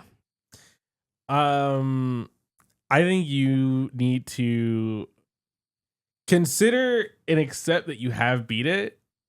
But you can still keep trying to beat the heart. But I don't think you need to be obsessively trying to beat the heart. It's like all I do every day. I just play Slay the Spire. Yes. I think this needs to become more of a like a one run a day kind of game. Maybe not even one run a day, but like you cannot put more time into beating this heart than you do. You should not put more time into trying to beat this heart than you do towards like any other game. Like this needs to be your solitaire, where it's like, I got a couple minutes before oh, I practiced the piano or something like that. Let me hop on, see, just do a part of my run or something like that. Like part of your run is crazy. Sometimes I forget what I'm doing. So I prefer to just go all the way through the thing. But I do one run, and that's like a session, and maybe that session ends in Act 1. Who knows? You know, maybe it goes. That's all the way someone to the said I need to start being more risky, which I don't take a lot. I do avoid some of the elites sometimes because I want to like keep playing. I think I need to start just hitting like almost all of the elites that I can, which the Ascension did really help. I finally started doing the Ascensions, and those that like. Ascension 1 specifically where elites spawn more often. I think it's why like the goated one for like getting there. But yeah, I think you're right. It needs to, because I feel the toxicity of the game at this point in my life. Game relationship becoming toxic. Yeah. It's definitely becoming toxic. My wrists have been popping so much more often with this. And then the combo of like, y'all don't understand like the feeling of mental illness I had when I was playing Silksong. When I streamed Silksong for 4 hours. Got off of Silksong and then went to go play. Well, one, I played a little bit more Silksong just to give it another go, which it pissed me off even more because I got through the thing that I had a hard time with. I was telling you, I was like, oh, on my first try, I did it. I did it in handheld mode too, like slay, I was like, wow, it's actually sometimes you just need a little break. And then right afterwards, like something else whooped my ass like 1 second later, and I said, this game is evil game, yuck. And then I went to Slay the Spire, which was also hard as fuck. My run was like 90 minutes. I was sweating at the end of it. Like it was, and I lost. The heart killed me. But yeah, I do think I need to like step back. Honestly, this sounds like almost negative towards this other game. I don't mean it to, but I've been genuinely wanting to try Tiny Bookshop, and I think that might be where I need to go, because I need to go away from these like hard ass fucking big brained, big mechanic ass games. I'm ready to like sit. I'm ready to sit. I'm going to go back to good pizza, great pizza, bitch. Like, I'm just going to go and do whatever else I need to do. But yeah, I don't know if I'll be able to go down to like a 1 run a day kind of vibe, because I do feel like I think I am going to limit it though to like an episode of a show. I think I can put on Frasier, and when Frasier is done, whatever run I'm on, I got to just like, I can't be like, I cannot be doing multiple episodes of Frasier playing Slay the Spire. I think it needs to, because it's really cutting into my game time. But also on that note, which maybe we'll talk more about this kind of stuff later, it's been really nice to have a game that can even do that, because I don't play games that way. I beat the game, then I move into more games because my job is to play a lot of games and know more about games. This is a game where it's like, I'm just like, again, nothing's even fucking it's a card game. It's like so unlikely for like my game tastes and tendencies to be putting hours into a game like this. But there has been something that has felt really good about it. I do think at this point, it is starting to become like, it is an obsession. It has become an obsession, and I don't think obsessions are healthy. So I think I need to like dial it back. It's like, all right, I'm only drinking on the weekends now. It's So I will keep people posted with Slay the Spire. I'm going to heavily celebrate the day. Like this and beating Persona 5 Royal are like my big gaming white whales that I'm excited to take on. But and man, Slay the Spire 2. Let me be your Slay the Spire. Honestly, I am a Slay the Spire influencer, because I got many people to like start that game, re-go back to that game. Everyone's like, oh, hold on, like the hot girl game is Slay the Spire. But anyway, definitely let us know in the comments on social and in the little forum. What are your, like bounce offs and stuff? I'm sure we'll compose something for the poll that touches on some of these things. But interesting stuff. And now for the not game section, we are talking about The Matrix on its something anniversary. Oh, for the audio listeners, we're moving in slow motion. Okay, so tell me about your history of The Matrix. You had seen the first one at some point. Like, what was up with that? Was that just on a whim? It was on TV? I think it's just kind of one of those like, I definitely didn't see it in theaters, but I think just like, oh, you're over a friend's house, or you're flipping through channels and you see The Matrix on or something like that. I saw The Matrix at some point growing up. To be honest, I don't know that I even remembered what happened when we were doing the rewatch. So it's like I basically never functionally it was like I never saw it. But I've like seen even like clips of 2 and 3. Like I've seen clips here and there of things in The Matrix just from being on the internet. and like, you know, Family Guy spoofs and things like you just kind of, it's almost like Star Wars. Like you will be exposed to things from the Matrix, just from being online. But yeah, I hadn't seen the Matrix 1 in forever, and I've never seen any of the other Matrixes after that. So I was like, you know what? Let's just do that. Did you Let's remember just knock that liking out. the Matrix 1? I remember liking it fine. Because I'm curious why you never pursued the other movies. Maybe just I think it was, I will say I liked the Matrix 1 more now than I did originally, for sure. Yeah. Okay. I think it was because I could follow along more now. Like, especially having, again, just been exposed to what the Matrix is and the whole concepts and things like that. Seeing the Matrix again as an adult was like, oh, okay, cool. Yeah, no, like there's totally a story here. Where as a kid, it was just like, oh, he's doing kung fu moves and he's jacking into a computer and he's the one and he's like Superman flying around and doing all this jazz, right? And it's like, oh yeah, like you just didn't. I don't know. I couldn't really appreciate that, I guess, as like a younger kid. I famously had only seen Matrix 2, 3, and then 4 and not seen 1. The origins on that are, you know, I was a kid at the time of when did the Matrix 2 come out? Matrix 2 release date. Because 1 is 1999, which is like super long. Okay, so 2003. So I was like more of a fully baked kid than in 1999. In 1999, I was like, 5? So yeah, you're not watching the Matrix at 5. And if you are, you don't know, you're not going to remember that you watched it. So it doesn't really matter. We had just jumped to Matrix Reloaded, which was the second movie. And my brother had said, you don't need to watch the first one. It's kind of boring. To which everyone is really mad that he said that a long time ago. And I think, obviously he's not here to defend himself. I think in the conversations I've had with him now, it's not even so much that he thought it was boring. I think he thought I wouldn't really enjoy Matrix 1 as like, how old am I in 2003? Third grade? What are you, like 9 or whatever? Like, I don't know. Yeah, you were like 9-ish. I felt like he just did, I don't know. It wasn't that deep. And he just told me what I needed to know and it was fine, which honestly is kind of true. You know, it's just like, oh, the Matrix is like, you know, the world as we know it is a simulation and they're like, you know, fighting, they're at war with these machines. And so when they go into the Matrix, it's like, that's, you know, the simulation world. And then the real world is like the Nebuchadnezzar and all that other stuff.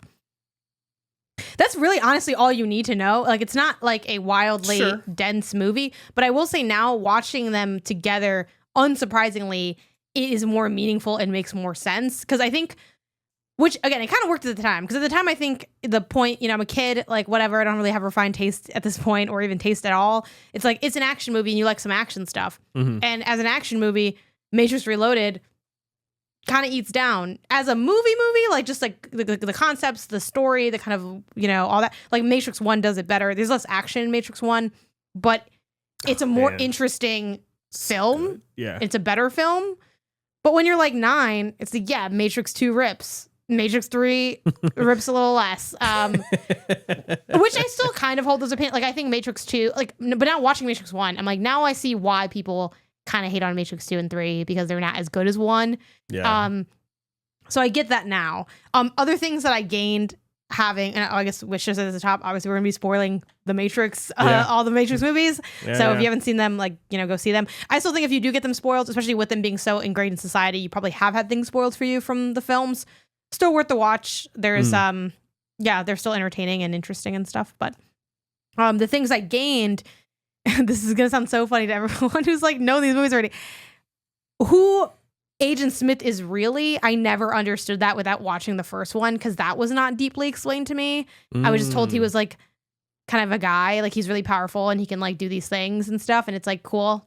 And yes, but like the fact that he is basically like a program within the Matrix, like I didn't really know that because that's talked about a lot more in 1. Yeah. So like even stuff like, and I can't really go back to like my childhood because I mostly watched those movies in my childhood. Like I haven't rewatched Reloaded since I was like in high school or something.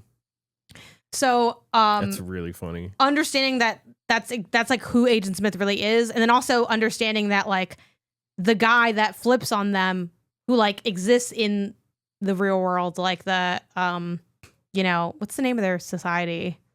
It's like it has like some biblical sound, whatever. Zion? Yeah, Zion, like the Nebuchadnezzar, like that world, the real world, right?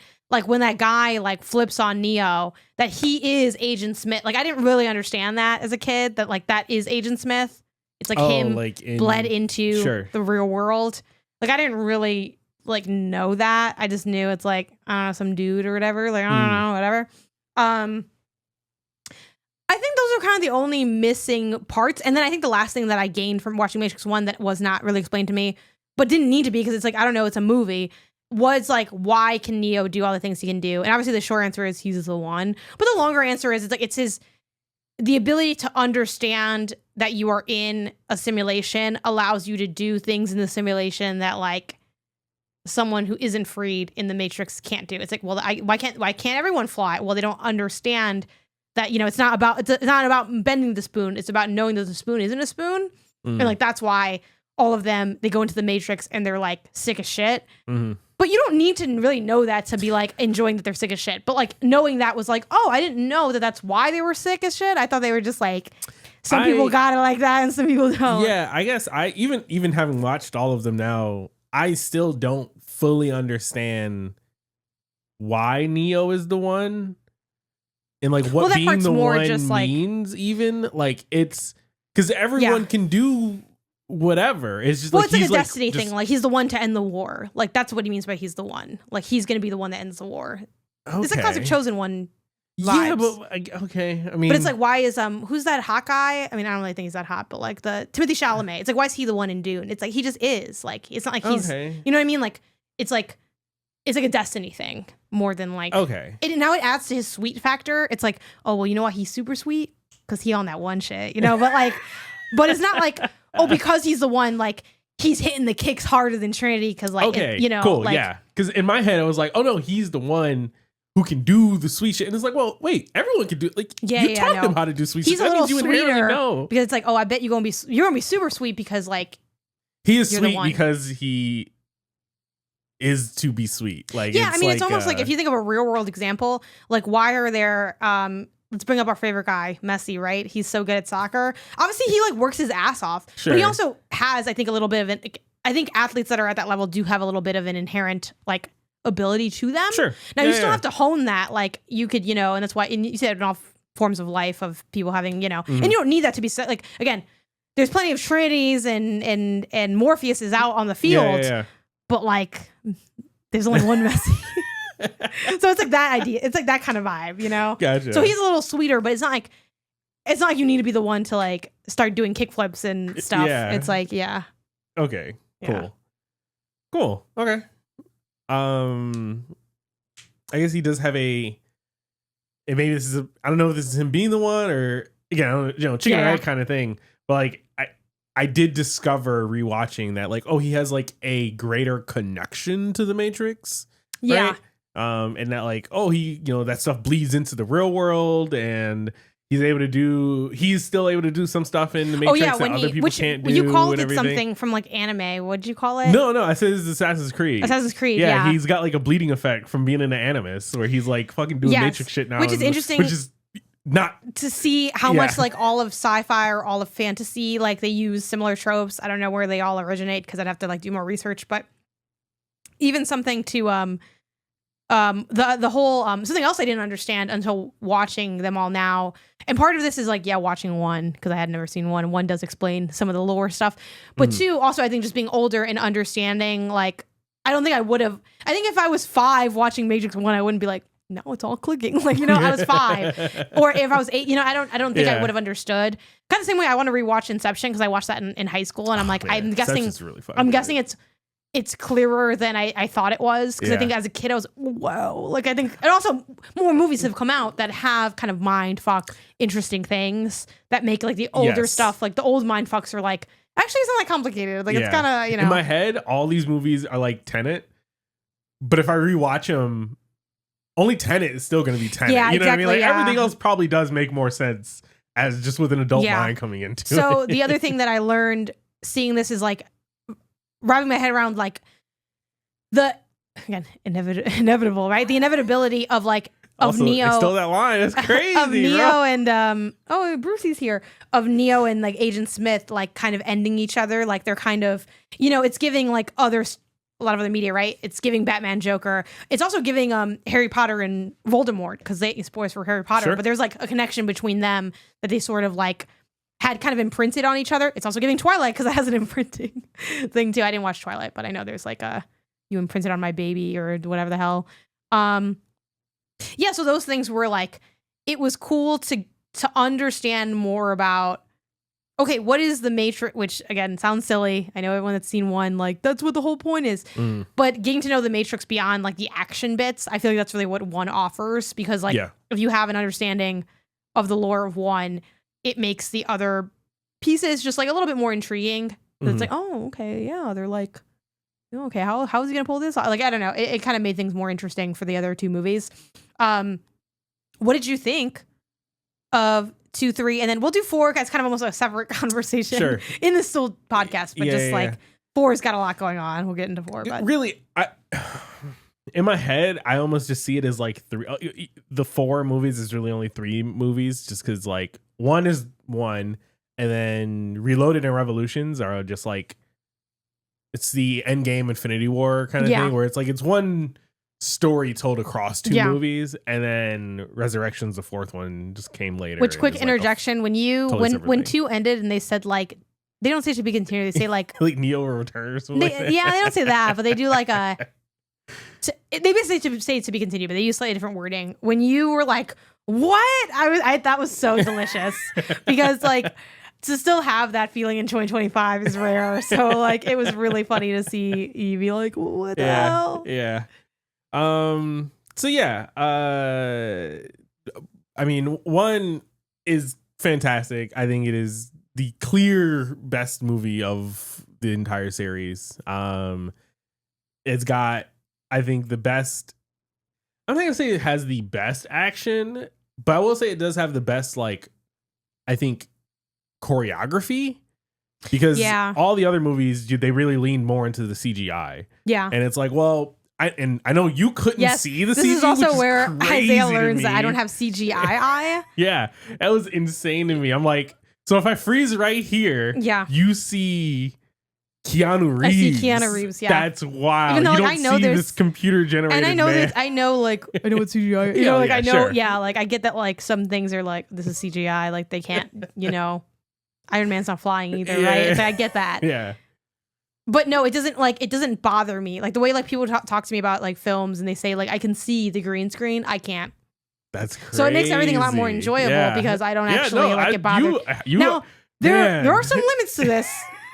I'm not gonna lie, some of those Marvel TV shows said, baby, you gotta, we gotta get in the studio again and clean this up, because some of the stuff they do with Miss Marvel specifically, I'm like, this is very fake looking in a way that's kind of distracting, but it's rare. Yeah, I normally can just kind of enjoy. So you can, I think, knowing that, you can understand how much I enjoy all those fight scenes, because I don't see the CGI. 100%. If you're seeing that as Keanu, no, I just see Keanu Reeves fighting 300 Mr. Smiths, and it's awesome, and the rain's hitting, and it's great, and I have a great time with it. That's so we need to put this in the poll. Can you see the CGI? Yeah, there you go. That's a good one. Can you see CGI? So yeah, so for that reason, I think The Matrix 1 is just the most enjoyable film for me to watch, just because so much of it was more practical, right? Obviously, they have him on zip lines. He's not really Keanu Reeves and Lawrence Fishburne cannot jump 30 feet into the air, do a crane kick kind of thing, but they were on the lines Matrix, and being held up, as opposed to CG Fishburne and Reeves. So it honestly, it almost tracks as just like, it starts with the best and just gets progressively worse over time with the movies. Like, I think 1 is my favorite, 2 is like a little bit worse, 3 is a little bit worse than that, and 4 kind of takes a nose. You know what's funny? They actually kind of follow, and this is why I don't want Jack 4, because they kind of follow like a Jack and Daxter kind of vibe, where it's like the first one, like everyone agrees that's really good and it's the best one.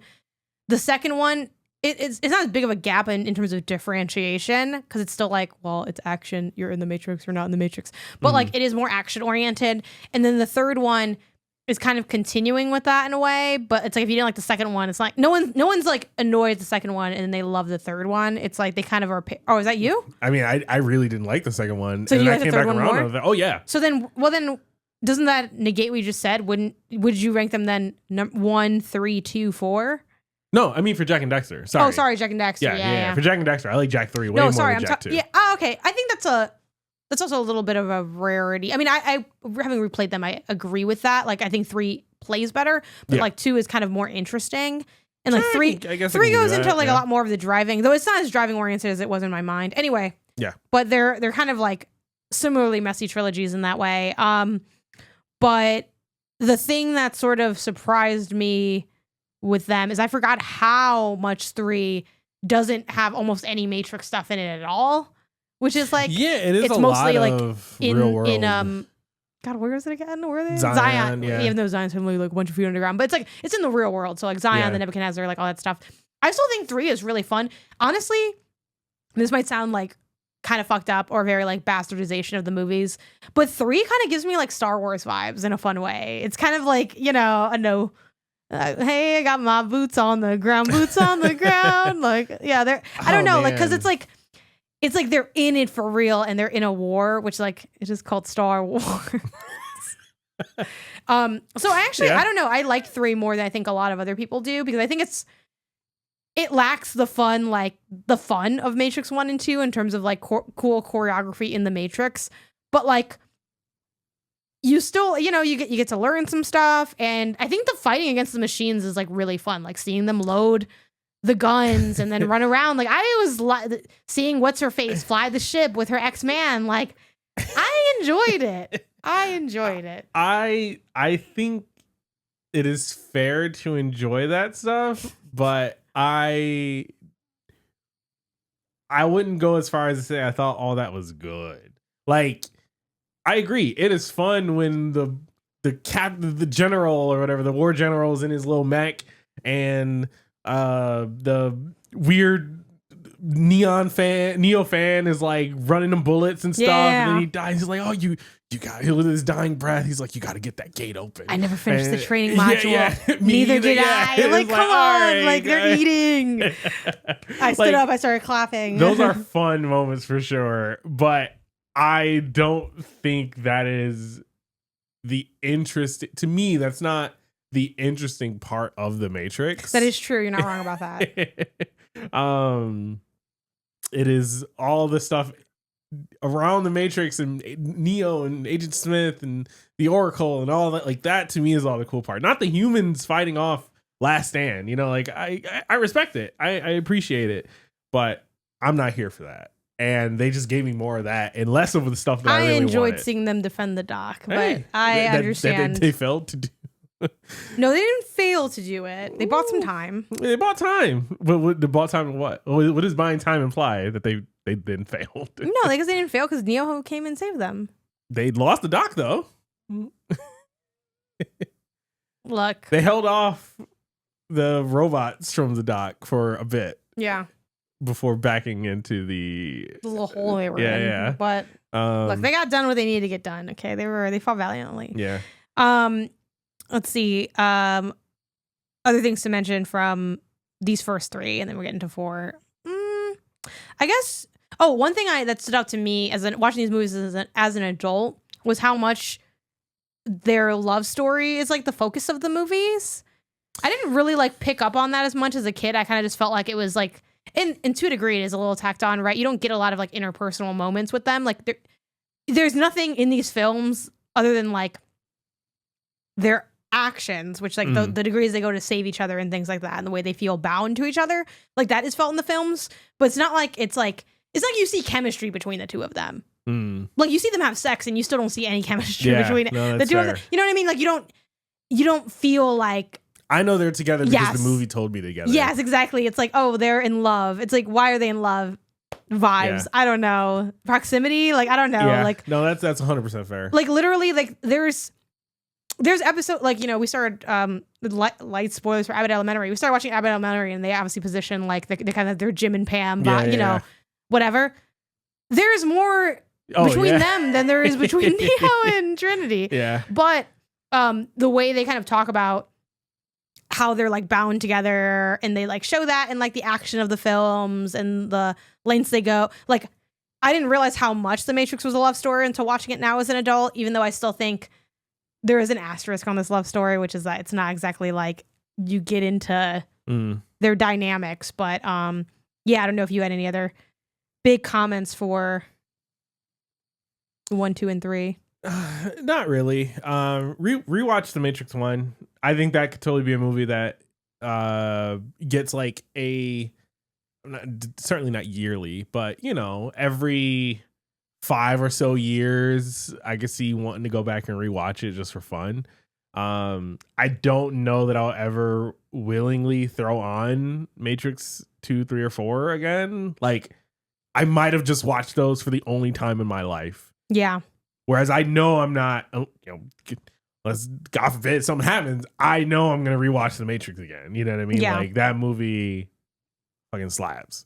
And yeah, I think that there's just, I'm actually a little bit interested now in exploring the like tangential things to The Matrix. Like there was like the video games. Like, I don't know if those games were good, but I'm kind of curious now to look into them. And I don't know about the up. games, but people say that the Animatrix is good. I think you were telling me about that too. Yeah. So you know, I'm gonna dig more into the the Matrix surrounding properties and in media and things like that, and see what comes from it. I'm interested now. Now that I'm caught up on the movies. Do you only do Isaiah scale for movies as well, or do you do like a 5-star letterbox thing? I don't think you're on letterbox like that. So. Yeah, in most things I just kind of do Isaiah scale. Okay, so Matrix 1 Isaiah scale. Oh man. I think to say I loved it is a little strong. It's like 3+. Okay, Matrix. Also, the plus thing. Don't think I use Slick. I noticed you had this plus minus system in without announcing sometimes it. Sometimes you really. need to differentiate. This is IGN all over again. It's just shy of being like it's the full love. point. It's the half point. It's the 100%. You know. So yeah, it's a moving target. Okay, Matrix Reloaded is the second one. Matrix Reloaded 3-. Matrix Revolutions, the third one. 2. Which is you didn't like it. I am indifferent. You think of it You're as indifferent, right? Indifferent. Yeah. Okay. And indifferent's such bullshit. Let me know in the comments if you agree with me. This is bullshit. I didn't like it. I didn't dislike it. It's like, oh, I watched it. Okay, it was a thing. You know? Okay, now brings us to the biggie. Yeah. Matrix Resurrections. At the time of us watching Matrix Resurrections, it had to have been like 10 o'clock at night or something already. Yeah, we started it. Because we watched Matrix 1 on like one day. Mm-hmm. And then the next day we watched 2 and 3. Mm-hmm. And then we said, do we want to like kind of mess up our sleep schedule and watch 4? And just knock it out. And I'm part of why we knocked it out. I seen it already. My brother saw it already. You hadn't seen it. I said, Isaiah, this movie is not good. It sucks ass. It's fucking trash. But I think let's just, if you want to watch the footage, just be like, I watched all of them. Let's just watch it now because we'll knock it out. And it's not good. So I don't want it to ruin a separate weekend where like 2 weekends from now, we're out here watching The Matrix Resurrections, fucking wasting our time. Yeah. To give my ratings really quick, I rate on Letterboxd scale. I think I never wrote out what I associate the numbers with. 5 is like dope as fuck, basically, right? 4 is great. 3, it's kind of similar to my review scale on for games. 3 is good. 2 is bad. 2 is like mid, and then like 1 is like bad. I think kind of. It's generally where I kind of try to put things at. I'm not as good at rating movies as I am at rating games. So I'm kind of always, sometimes I go back in, I re-rate. I'm like, actually, I rate this too high. So for me, I gave Matrix 1, 5 stars. Matrix 2, 3.5 stars. Matrix 3, 3 stars. Matrix 1, I gave 1.5 stars to. And I am wondering, is that too high? I think it might have been too high. The fact that the consensus, like again, I'm just on Rotten Tomatoes. I'll do a quick rundown of Rotten Tomatoes. Let's share the Rotten Tomatoes thing, because when you started, because we like watched it like on Apple TV and I rented it. When you started reading out these Rotten Tomatoes scores, it sent me to a spiral. Matrix 1, 83%, which I feel is a little too low. I don't think it necessarily needs to be like 90+, but I can see like an 88. And to remind, Rotten Tomatoes is what percentage of reviewers thought it was good. Yes, that's what it is. Yes, what it it's is. not about how good, just like Yes. the. It's like of everyone that the reviewed binary, it, 88% said like this is a good movie. Yes. Matrix Reloaded, 74%. I'm like, definitely should be lower than Matrix 1, but 74 also seems a little low. I could see that being like the 80. The Matrix Revolutions, 33%. Which this is an overcorrection. People got mad that they're like they It is didn't an want to defend the doc. overcorrection. They didn't want to defend the doc, so they said "fuck you." it is an overcorrection. It should not be high, but I do think 33 is too low. And then the Matrix Resurrections, 63%. These are which is the opposite end. These are Matrix pick-me's. That's who fucking likes the Matrix Resurrections. Holy crap. There are many times on my stream that I say something very extreme and say, does anyone want to stand up and claim this opinion I just shat on? Which I'm trying to get better at because I realize it's kind of an antagonistic way to position the conversation. Mm-hmm. Today, in this moment in time, I'm not going to give a fuck. And I'm going to say, genuinely, step to the front if you think this is a good movie so I can throw something at you. Because you guys are sick in the head. Holy if you crap. think this is a good film. The Matrix Resurrections is trash. What did you think about it? Because I got to be honest with you, Isaiah, we have very different opinions on movies. I think we came together on this. Yes, we have very different opinions on movies a lot of times. And I'm not trying to be rude to you. I respect you greatly. And yet, I did think there was a chance that you might be a little bit of a Resurrections apologist. I've had that fear going into it. No. But then also, once the movie got started, I said, ain't no fucking way he's going to like this. No. But every now and then you surprise me and you're like, it wasn't that bad. So, but yeah, tell me take me through a walk through Matrix Resurrections. I think these Rotten Tomatoes someone somewhere in the back end just flipped these two, because if there's any 33 in the Matrix quadrilogy, it should be the Matrix Resurrections. I think this is just a movie that did not need to exist. It did not add anything. It created problems just to solve them. And that's the worst kind of thing for a story that has wrapped up. It doesn't make any sense. It's told in this really weird way. And it's weird by even the Matrix standards. Like, it's so weird that they're breaking the fourth wall, but not breaking the fourth wall, but then in universe still breaking the fourth wall with stuff. There's like one redeemable scene in the entire movie. And it was Neil Patrick Harris's monologue. Neil Patrick Harris, I hope your check cleared first for this movie. Because the movie also lost money. So it is. Neil, you did nothing wrong, baby. You did great. You did great. Like, I don't know. Like, I think this is one of the worst movies I've seen. Like, one of the worst, like, I was gonna say AAA movies with the, you know what I mean, like one blockbuster of the films, this is one of the worst like blockbuster like theater. Can you tell me films in your own words, what is this movie? It is a resurrected love story between Neo and Trinity that happens like 60 years removed from the events of the last Matrix movie, not actually adding anything to anything. Like this is a movie made just to say, no, they love each other. They're in love. They're bound to each other. And that's what the Matrix is like. No, I don't understand that. I understand that, but why? We already knew this. Like, what do we gain nothing from this movie.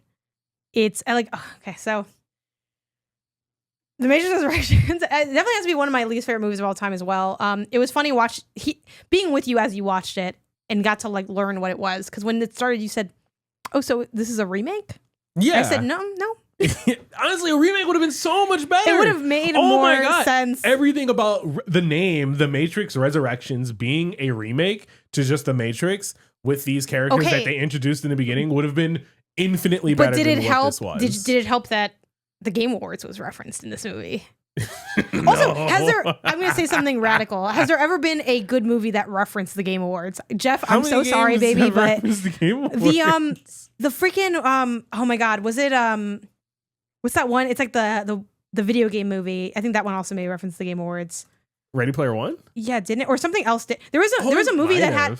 Oh, you know what? What's a good movie that might have referenced the Game Awards? The one with that hot guy, Ryan Reynolds. Deadpool? No. His it's like Free Guy. Did that reference? Because I know was that the movie Terry was in from IGN? I think so. I think that might have referenced the Game Awards. Might have referenced it. And that was a good movie. That was a good movie. You know what? Keely, it's gonna be okay. It's gonna be okay, honey. Don't worry about it. Don't worry about it.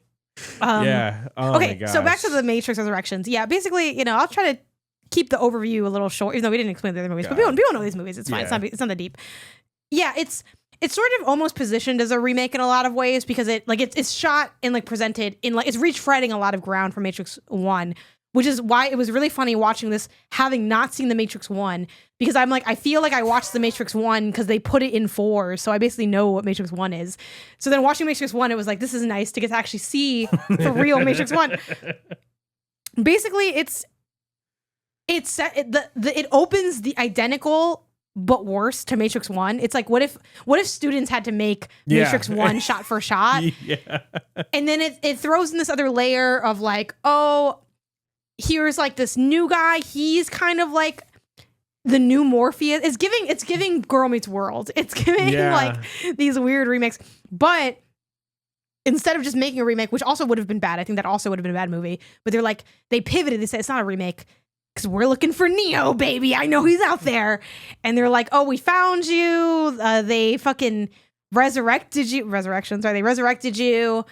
I gotta be honest. I watched it like 2 days ago. I kind of forgot why. I think something about his like energy is radiating. And then they also resurrected Trinity because like their energy, like if you just, they basically found out if you put them near each other but never let them kiss, the Matrix be running on like it's like it has a new GPU in there. It's fucking running at 1080p, 120 FPS. Yeah. Yeah, and Neil Patrick Harris's character is like Neo's therapist in the Matrix, like within the Matrix, but like he's I guess is he kind of the architect? The new architect kind of? I don't think he has the role of architect, but he's kind of like Neo's handler.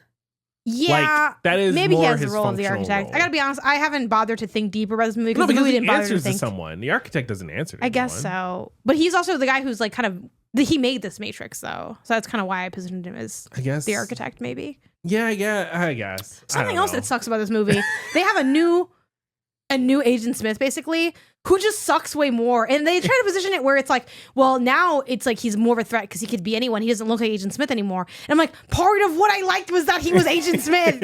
I thought it was cool. It's like he becomes these different people and it like makes us thrill. You point out something very funny.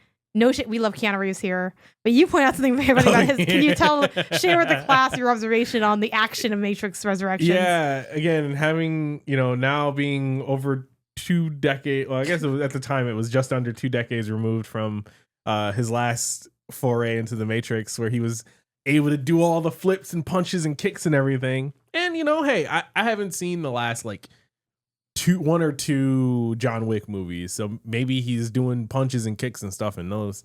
I know he's just doing a lot of shooting in the first ones, but it was strangely obvious to me that towards the actiony scenes in the Matrix Resurrections, Keanu wasn't doing much actiony things. They kind of gave him this like force field power like halfway through the movie to where he no longer needed to do punches and kicks. He would just do this, like just put up his hands and do like a force blast.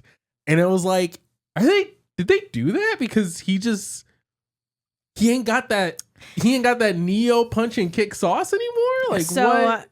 And I think all get old. We all get older. We all grow older. When you said that, something inside me broke because I said you're so real for that. Because he started seeing it, like all he would do is just this force blast thing. Yeah, he's sort of like living and learning, thinking or whatever. It's just so many bad things about this movie. The stupid, like again, fourth wall break callbacks of like fake new Morpheus being like, I wanted to say so many things broke me in this movie. When they played Matrix 1 in the background of Matrix Resurrections. Oh, like on the like TV on like the projector or whatever. That broke me. When they said, the other thing, something I hate, hey gamers, let me know out there if this bothers you. I think movies do such a bad job at like doing the setting stuff in a game development studio. It always feels so like written by somebody. It always feels like it's written by somebody who, now that we have the modern insult, written by somebody who said, "Hey, ChatGPT, what is it like to work in a development studio?" Or somebody who walked through a game dev office, saw that maybe they had a foosball table and said, "I know the vibes of this company," and they just go, I don't know, whatever. Maybe you feel that as like an engineer, a software engineer, and when you see a software engineer, you know, but it always irks me. It's always done tacky and stupidly, and it was done that way here. But when they said, Warner Brothers is making us make another Matrix, like, shut up. This movie's so fucking stupid. Yeah. It's so stupid. At the end, when both Trinity and Neo can fly, bro, this movie felt like an SNL skit. It did, bro. Like, I hated this movie. It was so bad. I do wonder if I should drop it to a 1 star. The only thing that gives it the half star is I do think Neil Patrick Harris ate with his monologue. Like, his monologue ate down. But his monologue cannot carry an entire film. No, but is it worth half a star? Okay, so here's this is the longest runtime of any Matrix movie. So here's where how long is this? Like 4? It's like 3 hours. 2.5. 2.5. Okay, so here's where I have the Matrix Resurrection sitting currently, and you tell me if this means I should lower it. I have it rated worse than Hot Frosty, that Netflix like rom-com thing. I didn't see Hot Frosty, but I can see that. I definitely would rather watch Hot Frosty than Matrix Resurrections. I believe that. I have it rated lower than the Assassin's Creed movie. Yeah. I have it rated the same as Little Fockers. I would 100% rewatch Little Fockers Which over this. Genuinely, they have the same problems. They have the exact same problems. Sure. The same story told again, but with the nerfed hero. Yeah, it's I still 100% will rewatch. I have it rated lower than Big Fan. Big Fan was solid. This is where we differ. I mean, it wasn't good, but it was a 2. It's a 2. I have it rated the same as the Super Mario Bros. Movie. Resurrections? Yeah. I do think it's probably worse. Should this be 1 star instead of 1.5? I think Mario movie and this both go down to 1. Because I think Mario movie suffers the same thing where like the movie itself is not good. There are just pockets. But I will say, like, the Peaches song is the Neil Patrick Harris of like this movie. And it's like that doesn't make the movie good. That just makes that scene good. I was less like, this is like, I feel like there were 22 points in Matrix Resurrections where I said this is fucking stupid. And Mario Bros. Movie, I don't think it was a good movie, but I wasn't like, this is dumb. That acrobatic scene where Peach and Mario are going through their little training montage, yeah. I'm like, come on. Okay. The lowest rated movie I have on my Letterboxd is The Minute You Wake Up Dead, which I gave 1 star to. Oh, yeah, I didn't see that. Which I'm thinking, does that drop to 1.5? Because it's also, we got to have kind of like, I know it's like, I don't want to do the whole like, so you're saying this is better, but this is actually kind of how I rated them a little bit. Like, I do think about like, how low is low and where should things be? And The Matrix Resurrections is genuinely really awful. So I don't know, but so I'll work on that offline and see where I land on things. Are you glad you watched it? Yeah. Just to have had seen it, I think it's worth having. It's worth having seen. Yeah. Also, it's worth pointing out, this is not a movie that's so bad it's funny. It's just bad. Like, I guess I laughed at some stuff because it's like, wow, I can't believe they like made this and they put it out in the world. But that's not like, haha. That's like, that's like, what's going on? Yeah. I think it's also worth noting that you guys, tangential to all the Matrix stuff, you guys are pretty harsh on my Lyle Lyle Crocodile recommendation.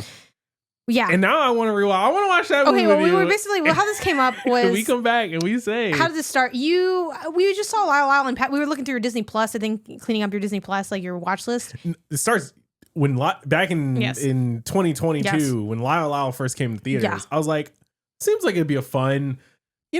anthropomorphic animal buddy movie where there's a crocodile that can sing. It's voiced by Shawn Mendes. Yeah. I like Shawn Mendes music. I don't like Shawn Mendes. Crocodiles are kind of cool animals. This could be a fun thing to watch. And you for $1 million. I know Shawn Mendes' songs. I'm sure I've heard them. I know that's true.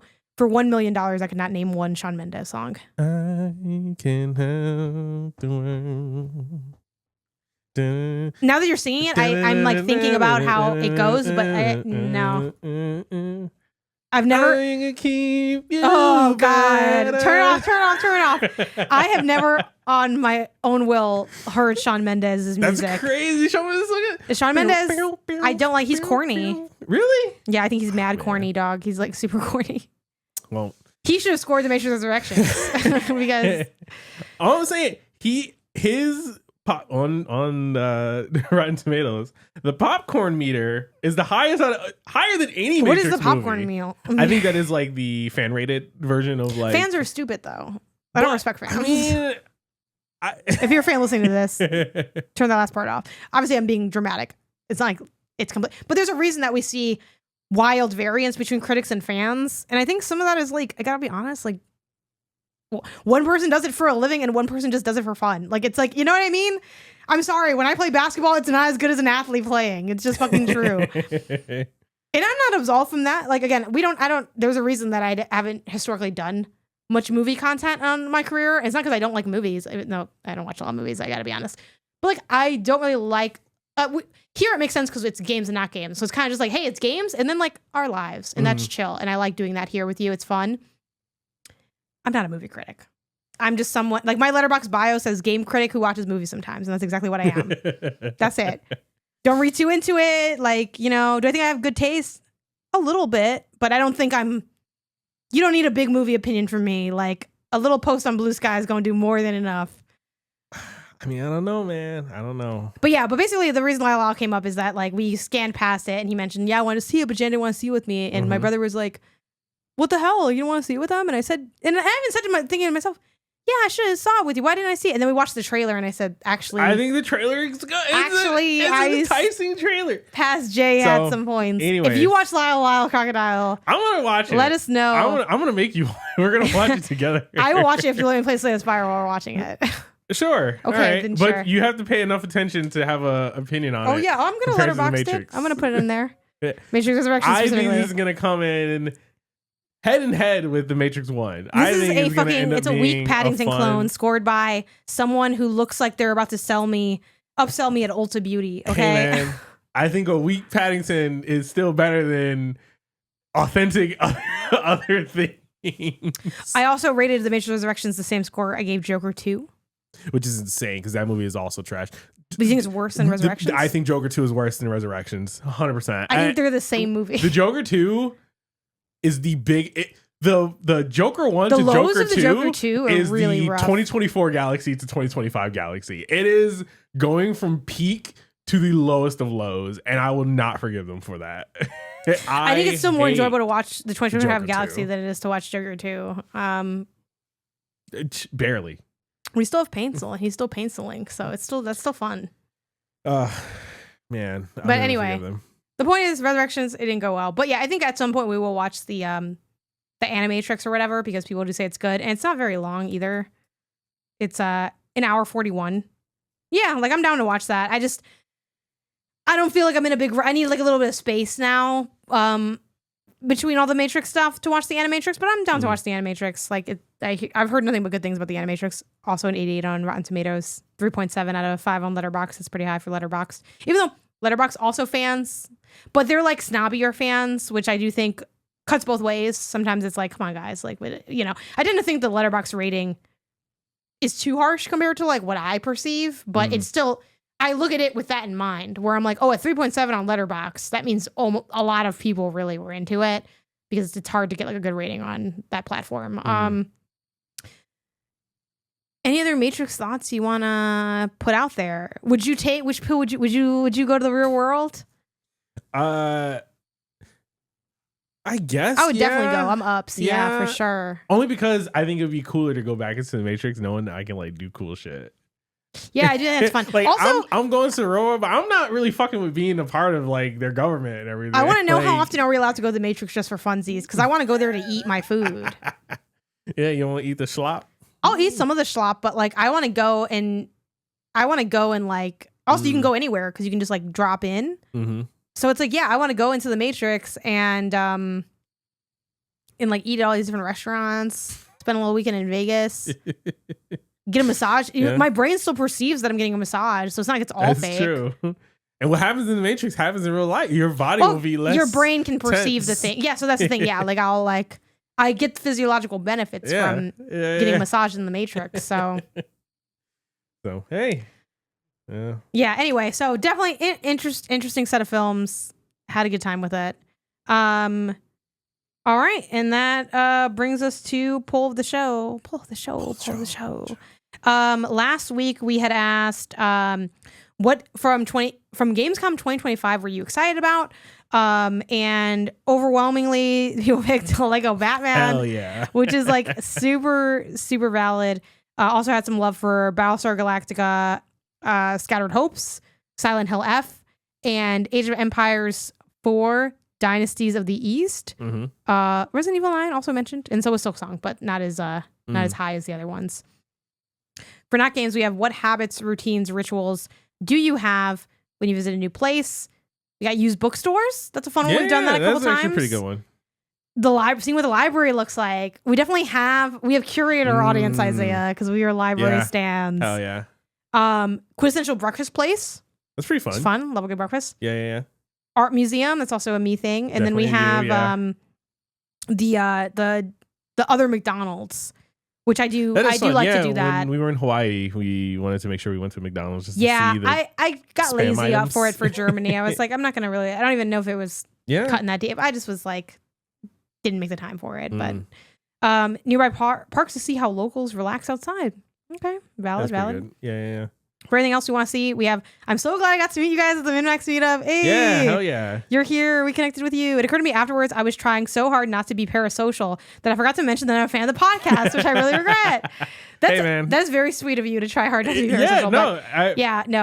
I get that. Yeah. Because I think we are all fans of things where I'm like, how's your cat doing? And I'm like, okay, let me not be. I'm like, hey, like, how was you? I remember you said you went to the dentist a few months ago. How did it go? Like, Yeah. But yeah, no, that's funny and valid. And thank you for listening.